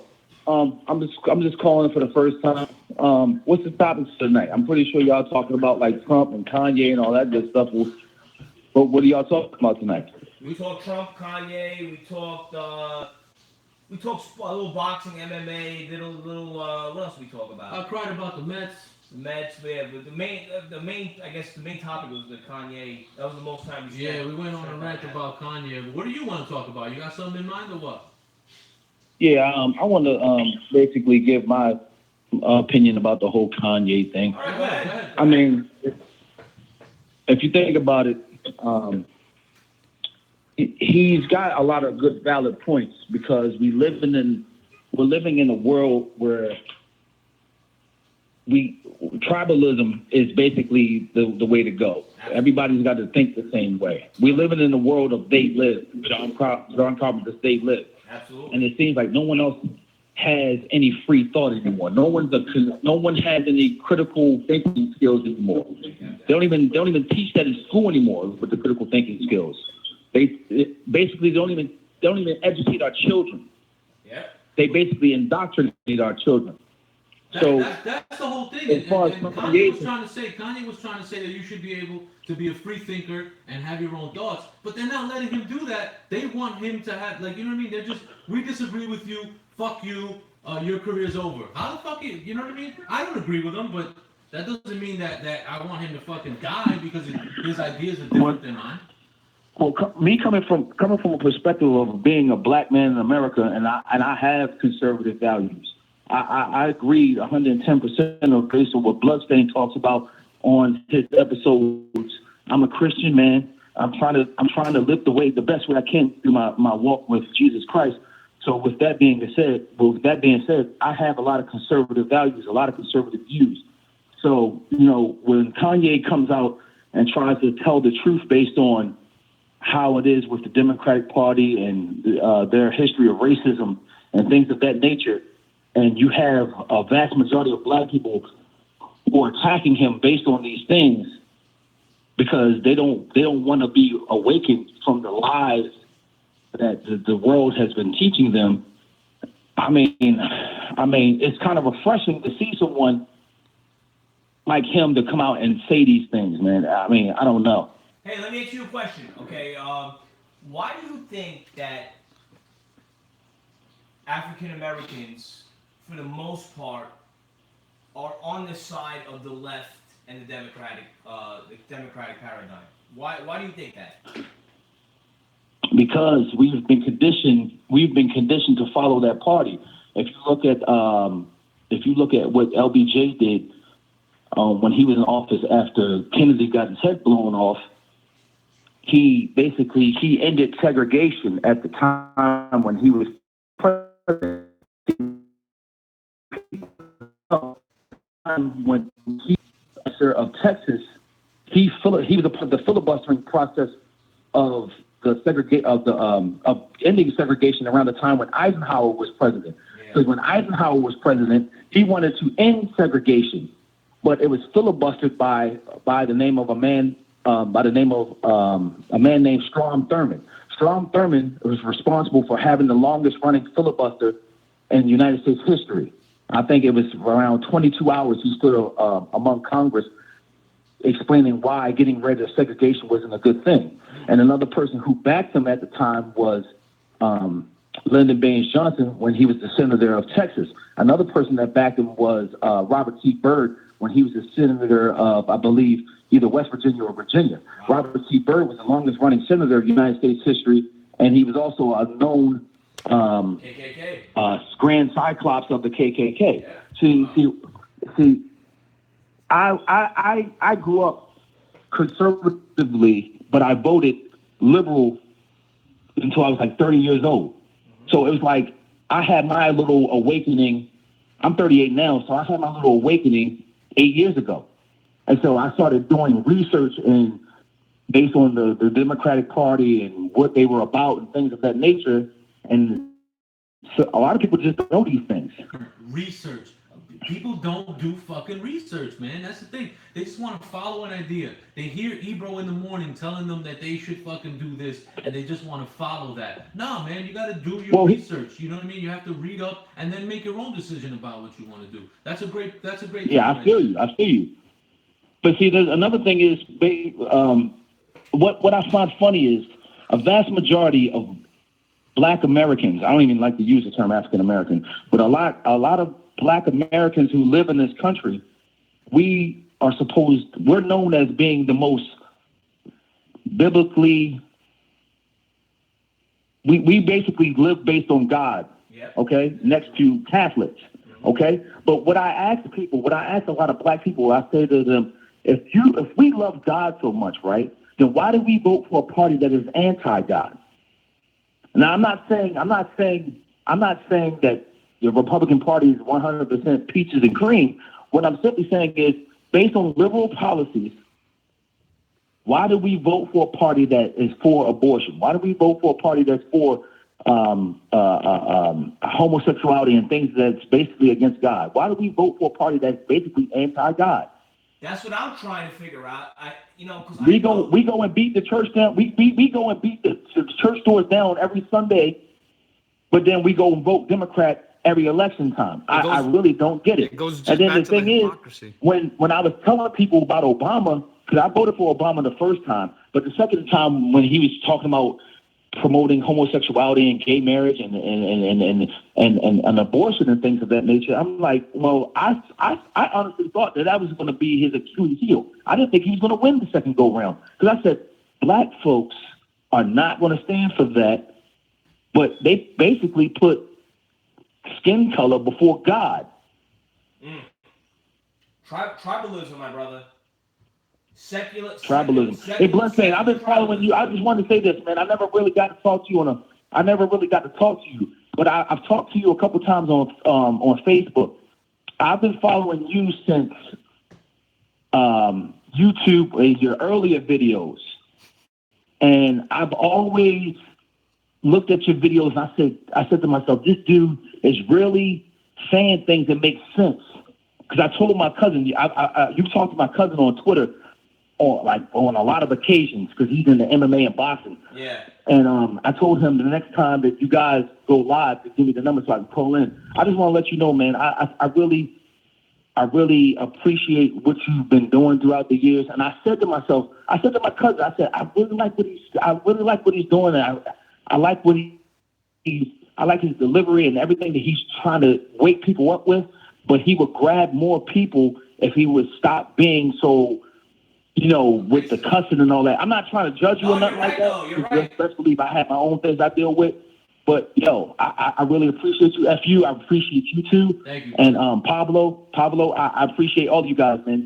Just keep doing this damn thing, and I'll keep listening to you guys. No, Thanks that was for a calling great, in, that was man. a great conversation. That was great. You dropped a Yeah. lot of red pills on us and a lot of information. Great call. You're very well researched, bro. And honestly, we'll keep in touch more, man. But I think you spoke a lot of brilliant All right, man. points. You had a lot of great points, and I agree with you on everything said. We gotta stop. If you're going to be a Christian, you can't have this fleshly, tribalistic mindset. So I agree with you on that. Shout your cousin out, man. What's your cousin's name? My cousin, he goes by the name. His name is Howard Gainey. Howard, man. Thanks for listening, man. Thanks for putting people. He's from the Bronx. He used to live in I New know York. him. He's from the Yeah, Bronx. of course. Yeah, I know. Yeah, exactly. I know who he is. Of course. Harlem. Yeah. What's his name? Harlem Bronx. On Instagram. Yeah. Harlem Bronx. All right, man. Yeah, man. Appreciate that, man. Thanks for calling in, bro. Appreciate it. All right, man. Much love to y'all. Yo, peace and blessings. God bless, bro. Yeah, man. It's pretty much everyone that I feel is thinking the same way. Yeah, they're all sheep, bro. Whether you agree with Kanye or not, to try to, like you said, you nailed it, to hate him and say your career's done and you're disowned and you're Uncle Tom and I'm gonna get Crips to beat you up and yeah, it's disgusting, bro. It's disgusting just for having a different mindset. So that's my whole point, and I think it's whether you, and I know you don't agree with Trump on a lot of things, but even you agree that people should have the right to independent thought. I'm Yeah, sure you agree with that. Yeah, but that's how you know we're fucked up. That people are. It's to the point where the world is like, if the next person doesn't believe in everything that you believe in, Right. then they're wrong, Right. and it shouldn't be like Well, that. not even Or they're they're- going, yeah, they're garbage. yeah. I don't think they're done, but Well, I mean, listen, that's the same mindset that white supremacists have. You know what I mean? course, It's the yeah. same mindset that Nazis have. And You don't believe what we believe in. Your skin is different. yeah, We don't like exactly. it. But now it's like an ideological way, Yeah. not by the flesh anymore, but also by the flesh too in some cases. But I agree when he says, like, I don't want to say African Americans. That's true. They're not African. They're Americans. They're Americans. You don't say, you're a Peruvian American, or, you know what I mean? I'm Irish. You're just American. You know what I mean? You gotta stop throwing that African term in there. We're all gonna be from this country and move forward. We have to get rid of these titles that we have. Speaking of Black Americans, let's talk about a prominent Black American, a dad figure in the 80s and 90s. Bill Cosby's about to Oh, go to yeah. jail, man, for Yeah. maybe till he's dead. Bro, I think that's bullshit. I mean, listen, I don't know too much about the case because I didn't do the research like that. But the videos that I've seen about like what happened and like the few articles that I read, I just think it's bullshit. I don't know why they're doing this to him, and why they're even allowed to even at this point in his life Right. bring him down like that. Right. There should. I mean, here's the thing. Now, listen. It's all everything that the Bill Cosby case is all allegations. Right. There is not one shred of proof. Yeah. Because it happened so long ago, and because there's no proof of it.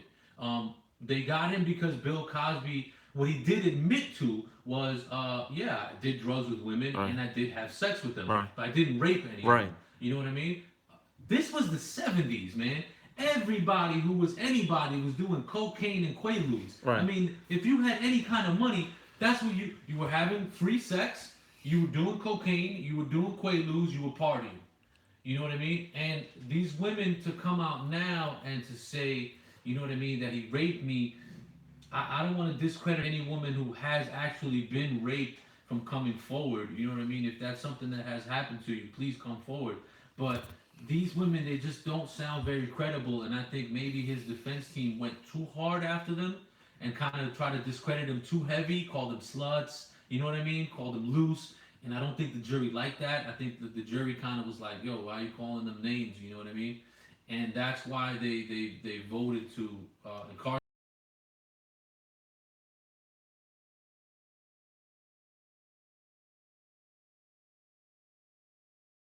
I think there was a lot of drugs being taken. And I think maybe some of these women took these drugs, maybe had sex, and maybe did regret it afterwards. Right. That doesn't mean you were Right. raped, though. Yeah. Keep You might it. have been regret having sex and looked up and seen Bill Cosby and be like, oh shit, what the fuck am I doing? That doesn't mean you were raped. Right. You Right. chose to go Right. there and fucking do drugs and party And have you wanna sex. Party with SARS, you know what I mean, and all this other shit. Whether I think that Bill Cosby slipped them a fucking Mickey, quote unquote, I fucking doubt it. I mean, Bill Cosby back then was the fucking man, bro. He could have boned anybody he wanted to, Quaaludes or not. So to be, I don't agree with it. I think maybe they should have, if they wanted to bankrupt him, you know what I mean, and have him pay these women back if they thought he was guilty, but to put him in jail for his last 10, 15, 20 years of his life for something that basically is all allegations. When did this happen? Yeah, but When this is did the this thing. case happen? Dude, Put him in this dude, but this is A the week thing. ago. It was No. When did the alleged when did it rape, happen? The alleged rape happen? in the 70s. And he's going to jail for this now? Dude, but this is that's what There's I'm. no statute of No, that's what I'm limitations on rape saying. or murder. Yeah, that's what I'm saying. How is that? If you rape It's someone 50 crazy. years ago, there's no statute of limitations. But they have to prove it. There's no proof. There's just the allegations. But they went to court and the jury of his peers found him I guilty. think What it's evidence is there crazy. from There's no 40 years ago? There is there's no no evidence. evidence. There's no Bullshit, man. there's no evidence. There's no evidence. It's just It- her story, and about 50 other women came Yeah. out and kind of gave a similar account. And a lot of people are saying, well, where there's smoke, there's fire. There's 50 women. But also at the same time, like, he did this to 50 women. And it all happens Yeah. at one time? Right, Yeah. and it all happens during the same amount of time. And then you have people like Felicia Rashad, who he was close with, and What did she say? She said, no fucking way. There's no way he did this. You know what I mean? She's standing by him. She said, all of the Cosby kids, all the people who know him, who really know him intimately, were like, there's no way. Yeah, there's this, there's a backstory that we don't even know. But It sounds very fishy to me. Well, Dude, but- all right, but- hold on. I'm sorry, I Yeah. keep cutting you off. But people are saying right before this came out, Bill Cosby was in talks with a group of other investors to buy NBC, and he was getting pretty close to the number to actually buy it. And then all of a sudden, before this can take place, all these allegations What came out from evidence- 30 what years ev- I ago. wanna know bro, what no, evidence there is they no had 40 evidence. years There's ago. none. There is It's none. just her word. She Yeah. basically what testified, I guess. That's All what I'm That's saying. it. I'm reading a statement that Bill Cosby's wife just put out, Camille Cosby, and she is going in right now. She's saying, Yeah, I think they did him dirty. And I didn't know about that NBC stuff, but like Yeah. now it's gonna make me want to do research and look at it that way because I am publicly asking for a criminal investigation of that district attorney and his cohorts. This is how do you say this word? Where is that? Homogeneous? Homogeneous group of exploitive and corrupt people whose primary purpose is to advance themselves professionally and economically at the expense of Mr. Cosby's life. If they can do this to Mr. Cosby, they can do Right. so to anyone. Yep. How much longer will we, the majority of the people, tolerate judicial, executive, legislative, media, and corporate abuses of power? We, the majority of the people, must make America what it has declared itself to be, a democracy, not to be destroyed by vicious, lying, self-absorbed paradigms of evilness. Woo! Once again, an innocent person has been found guilty based on an unthinking, unquestioning, unconstitutional frenzy propagated by the media and allowed to play out in a supposed court of law. This is a mob justice, not real justice. This tragedy must be undone, not just for Bill Cosby, but for the country. I wish to thank the witnesses who courageously came forward at trial to testify as to the truth, as well as those witnesses who would have done so, but for the judge preventing them from testifying. Someday the truth will prevail, as it always does. Wow, this is bad. Mind you, hold on. This is bad. If I'm not mistaken, and you can fact check, he was found innocent of this. Then he was found guilty in civil court, so he had to pay out money. Mhm. Then they decided to retry Right, him. yeah. So I mean, look, the And then- DA, bro, you already lost once. I mean, there is such thing as double jeopardy, but I think because he was found guilty in civil court, that then they could retry him again. You know what it is? And it's that's crazy Yeah. to me. Also- Any woman could come in here now and say any of us raped them, and there's a good chance we'll go to jail for it yeah. It's scary. with no proof. This Yeah. is why I stay in my bubble. I don't want to fucking talk to nobody. I have a girlfriend now. I told this girl, and I had feelings for her. She has feelings. I told her, I'm like, yo, I'm with you, without you, I'm good in my life. I'll stay in my bubble because honestly, we live in a dangerous fucking world where accusations could get you in trouble, like cost you your life. Right. Like a bitter ex-girlfriend could say something, and that's it. Your life is done. It's over just based off an accusation. Especially in the climate we're now with this Me Too movement. It's utter insanity. It's And- utter insanity. And with the, I mean, with the like technology that we have too, of people like, let's say, keeping screenshots or conversations or Listen to me, recordings, real they quick. could take it, they could twist it and make it seem like what it's not. I just want to say this, fellas. My advice to you, because, and I love Bloodstained loves women. I love women. I don't like Jezebels. I love women. Screenshot everything. Save everything. Whenever you're dealing with a woman, save every message, every voice note, everything. Because believe it or not, it could save your life in the end. It could save your life in the end. You know, like I said, I don't want to talk about my personal life too much, but my ex-girlfriend has gone on saying terrible things about me, and I have all the proof and all the evidence to prove otherwise. If she ever tries to badmouth me on Instagram, I have years and years of worth of audio, emails, texts, handwritten letters, calls. I kept it all. My advice to you in today's climate, where we have this spirit, this weird spirit moving through the world right now, keep everything, because you never know when it will come in handy. Because some of these women are crazy. We got a conversation. We got a phone call. Silk Shirts Fan Sands, who's this? Hey, how far in the show am I? Did you guys already talk about combat sports and Kanye and everybody like that? Yep. You're late, man. You're like two okay. hours in. But you can All jump right, in whenever you want let to me say. ask you. Let me ask you a real tough question. I don't know how to ask this though. Pablo, why do you have Kodak Black in? I thought we were done with that. No, already. we'll never Fuck. be done with that. This lives on the internet forever. Fuck. No, I got a serious question though. Well, are you watching Hey Value? I don't know if you're big on British boxing or. Yeah, the rematch, right? Yeah, who do you guys like in that? I like Hey, to be honest with I you. got Hay again. Yeah, I think Hay. I got Hay in that fight. Yeah, I'm not a big fan of Bellew, but I've liked him for a long time. Even when he was a cruiserweight, I was a fan of Hay. So yeah, but I just don't think he has the skill to move up in heavyweight to fight with like the Joshuas and the. Nah, you know what I mean? Definitely not. Hayes at this point is second tier. Yeah, he's definitely a big fighter, big time. All right. All right, bye. Hang up on. What are we doing here? So All right, it's a scary climate Yeah, for men, man. You know what I'm saying? It's like you don't know when the next accusation is gonna come from. Yeah. You know what I mean? Man. It's fucking straight. But- And then you have these women who are like happy about it. Oh, I'm so happy. Men are scared now. Women are running the world now. Like, I'm so you want to run the world by fucking lying? You gotta be You know careful what I'm because, saying? like, if you're a quote unquote player and you're slinging pipe to different females, there might be one woman you gotta be careful. You have to be careful how you're moving now. If your life could end in the drop of a dime. Basically, it's like this. Don't be a piece of shit. That's it. Men, don't be a piece of shit to women, and women, don't be a piece of shit to guys. You know what I mean? If a guy shot his shot and you didn't like him, then let it end right there. And guys, if you shoot your shot, she doesn't like you, fucking let it go. You know what I'm saying? Just Right. Don't start stalking Right, and doing exactly. some Don't stupid be a shit. piece of shit to each other and ruin it for everybody else. How about this? That's the There's scary part. more important things to do than scoring notches under your belt and laying pipe to different females. Read a book, do something productive, contribute to society. Stop, worrying about your hedonistic, your perverted lifestyle. How about that? Start with that, because that lifestyle could get you in trouble one day. I'm telling you, it can, in different ways. Yeah, that's true. With a Me Too situation, having an unwanted baby, it just leads to a lot of problems. Listen, we're men, we're weak in the flesh, we love women. I see women every day, and I'm like, wow.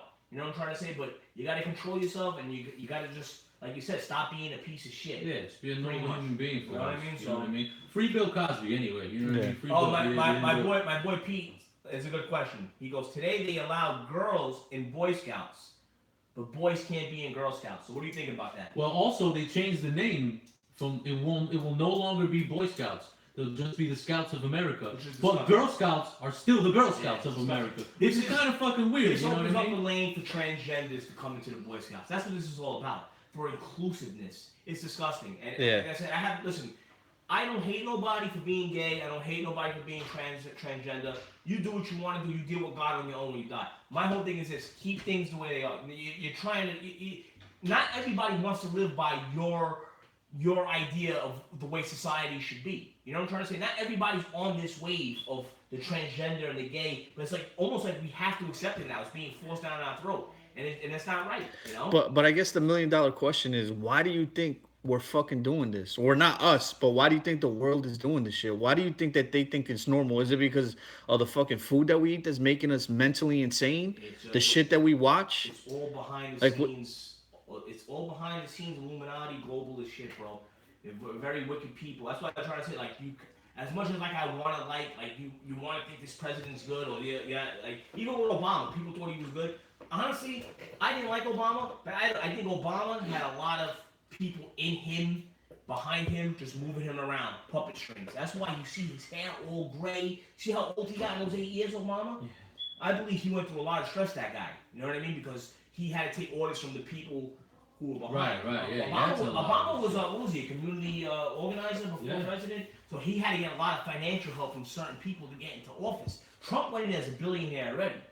Even though I do believe there's some people in Trump's campaign, in Trump's circle that are bad, Obama was a community organizer. So he had to get a lot of money raised up for him, a lot of contributors, a lot of donators. So you better believe a lot of those people who put money behind it have some say in certain things. Right. Definitely. You know, I think it's just, the society has changed and we've allowed everything to just, everything's okay now. Everything, however you feel, is okay now. I was actually watching the Rachel Dolezal documentary yesterday. You know what I mean? And this is the woman who was head of the Spokane NAACP. And she was a white woman, but she was living her life as if she was black. She would weave braids into her hair. She would darken her skin with makeup. She told everyone that her father was a black man.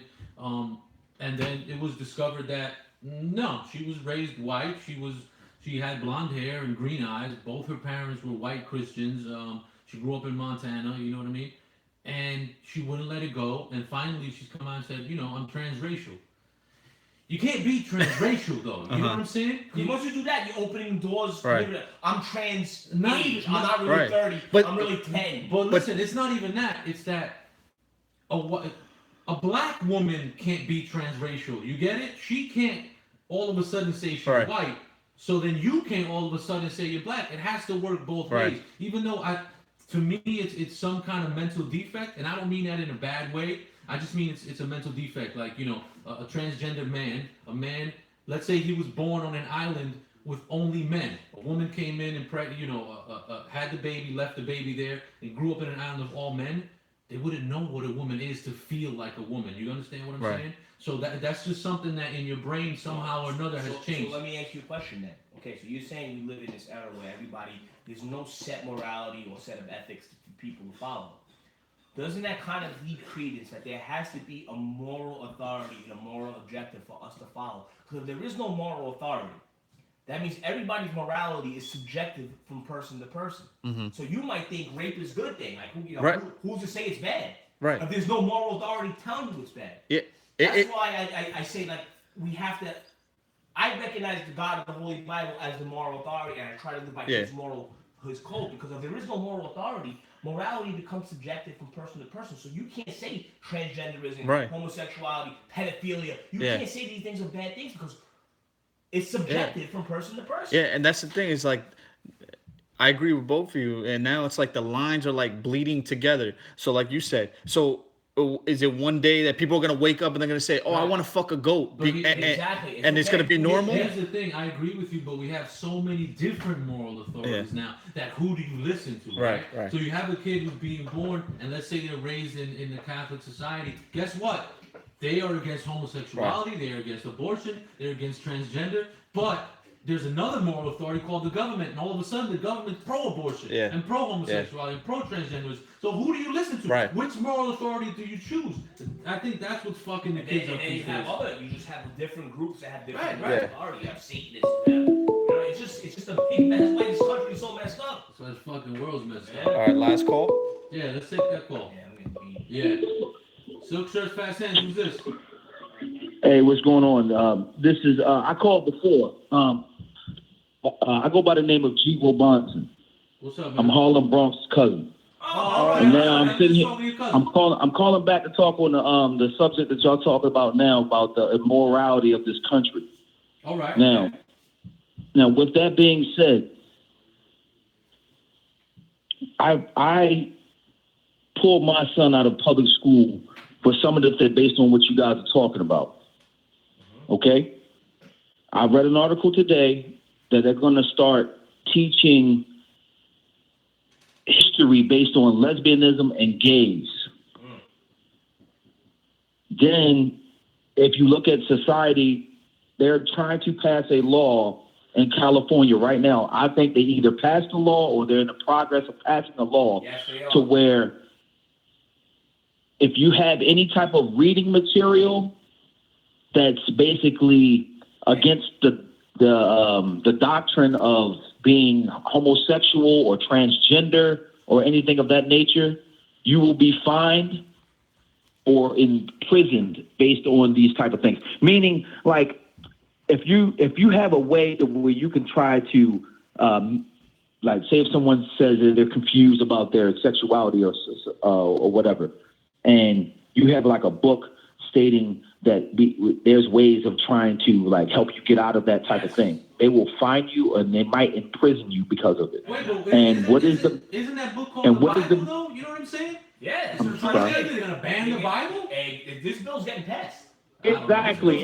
See, but they didn't want to come out and say exactly the Bible. They just wanted to they wanted to like disguise it saying it. We lost him. Lose a call back if you can. He's there. No, you there? You there? Yeah, I'm here. Can you hear me? Speak up. Hello. You broke up a little bit. Oh, I'm sorry. Go ahead. What was the last thing you heard? You were just telling about that they didn't want to say the Bible by name, but that's basically what they mean. Right.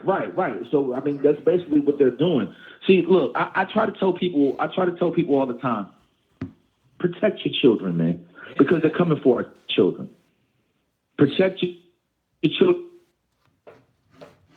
Well, look, man, if I don't agree with, let's say, Mein Kampf, but how do you not ban Mein Kampf?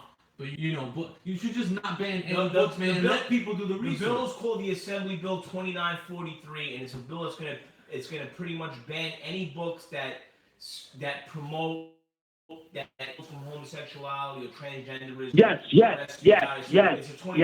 absolutely. That's exactly what I was. Yep, that is it. That's the thing I was telling you guys about. Look, we're living in the day. We're living in the day. No doubt. Yep. So with that being said, I tell people all the time, we're grown adults now. So we've made our their innocence, protect what they watch. I agree. Yeah, I think absorb into their children. You see what I'm saying? The phone bastards are not going to stop, brother. I'm sorry. I don't know if it's our fault or your fault, but I think that's gonna be the last call anyway. But that was a great point that you made. Thank you for calling in, man. Harlem Bronx on Instagram, right? What's his Instagram? Man? Yo, my brother, you were breaking up a lot. Harlem Bronx. Yo, but that was a great point. Yeah, thanks, and the final point is we just have to protect our kids from what they're being into by the schools and what's on the TV, the music, everything. So you gotta allow the kids and allow everyone to do research. You can't ban books. You can't ban anything, man. Allow people to do their own research and come up with their own fucking ideas and be able to teach what they've learned. So if somebody wants to teach the Bible, let them teach it. You know what I mean? Just like nobody else should force you. One last point. Right. This has all been planned. This is all a design. Of course. There's a movie coming out in the next month or two. It's called Fahrenheit 451 with Michael B. Jordan. It was a book. And yeah, it's based on the book. And then in the preview, they're burning books. They're just trying to destroy the books. So I see this is not a big coincidence. Everything is based on the Illuminati and all the stuff that Bloodstone talks about. I strongly believe it. I know you guys gotta go, yo. We'll talk later. I'm gonna be one of those normal regulars that's gonna be calling you guys. So keep up the good job, yo. Yeah, great call, man. But he made a good point. He I did. think a lot of them. Think like, did they do this shit? We've talked about this before on other episodes, but is this something that they've been doing for centuries? Yeah, man. Like where they burn everything. agenda now. Let's wipe everything out, and anybody who's powerful enough to go against us, let's wipe them out and let's start fresh. I mean, I feel like that's so radical that I don't think it'll happen in our lifetime. But who knows, man? Who knows? It's going in that direction. The people on the radical left are very they're intolerant of people that have normal conservative moral views. They view them as hateful, hate mongers, bigots, and they need. Listen to me. I'm not gonna say the girl's name. I'm not gonna say the girl. You know her. I'll tell you after the show. She once told me that I should be killed because I'm a danger to the advancement of society. People like me should be exterminated. She's a radical leftist, a baby murderer. She had 10 plus abortions. She told me that people like me should be extinct and murdered. People that think like me. This is the left. And as much as I disagree with her, I would never say she should be killed or murdered for her views. I think she's wrong. I think that her views are a detriment to society in terms of, morality and philosophical terms. But I would never say she deserves to be killed. She says that, and a lot of people like that think that way. So this is what I'm trying to say. The people that preach tolerance are the ones that are intolerant. The people who hold on to traditional moral values. You know what I mean? So that's what I'm gonna say. I think we gotta wrap it up, man. It's been my fucking. It's been almost 3 hours, right? It's been about 2 hours and 20 minutes. I gotta shout out Tamboy Moss. He did the cover for Picasso. He's doing the cover for Picasso Dose. Super talented artist. I gotta shout out my homie Curse. He's with the Tamboys? Yeah. I gotta shout out my homie Curse, who produced Picasso. He's producing Picasso Dose. I gotta shout out my homie Cole James Cash. We were talking about the homie Misery, man. I gotta shout him out too, man. He's coming back. He's coming back. Want to come up? Had a terrible accident, but hopefully we'll talk to him about all that soon. Shout out to all the listeners. Thank you for your support. My little girl Serene, I let her listen to the show because, man, she knows what her dad's like. She knows what Uncle Bloodstain's like. So I love you, baby. Thank you for listening. Yeah, I let her listen to the show. Yeah, why not? Why not? I don't say nothing that I don't mean. And thank you for all you guys for listening in. We're gonna have silkshirtsandfasthands.com coming up soon. We're gonna have some merch for you guys, and we're working on hopefully a live show where we could, get you guys in the studio or in some kind of venue and just have a party, man. Have a party and record a show. I'm trying to get Rock Marciano on the show too. I spoke to him, so he should be coming on. I would like to get Nems back on, man. I feel like we owe him an interview. And we're gonna try to get more guests on the show. I still want to get the Exorcist on the show, but I want to get people live. I don't want to do callers. I don't like that. I want them live. Yeah, I like them here in the studio. So Mike Marshall, what's up, man? We're gonna get Mike Marshall on, so it'll be good, man. But I just want to shout out nobody but myself, really. Yeah, man. What about Tony? MadeByPablo.com. Pablo. Yeah, go buy it. Yo, he's got some new styles coming out, right? You told us before. Some new designs. I seen one some of them. New stuff. I loved it. Yeah, that's dope, man. I can't wait, man. We need new shit. So when are we expecting some new drops? I'd say probably like a month and a half. All right, no.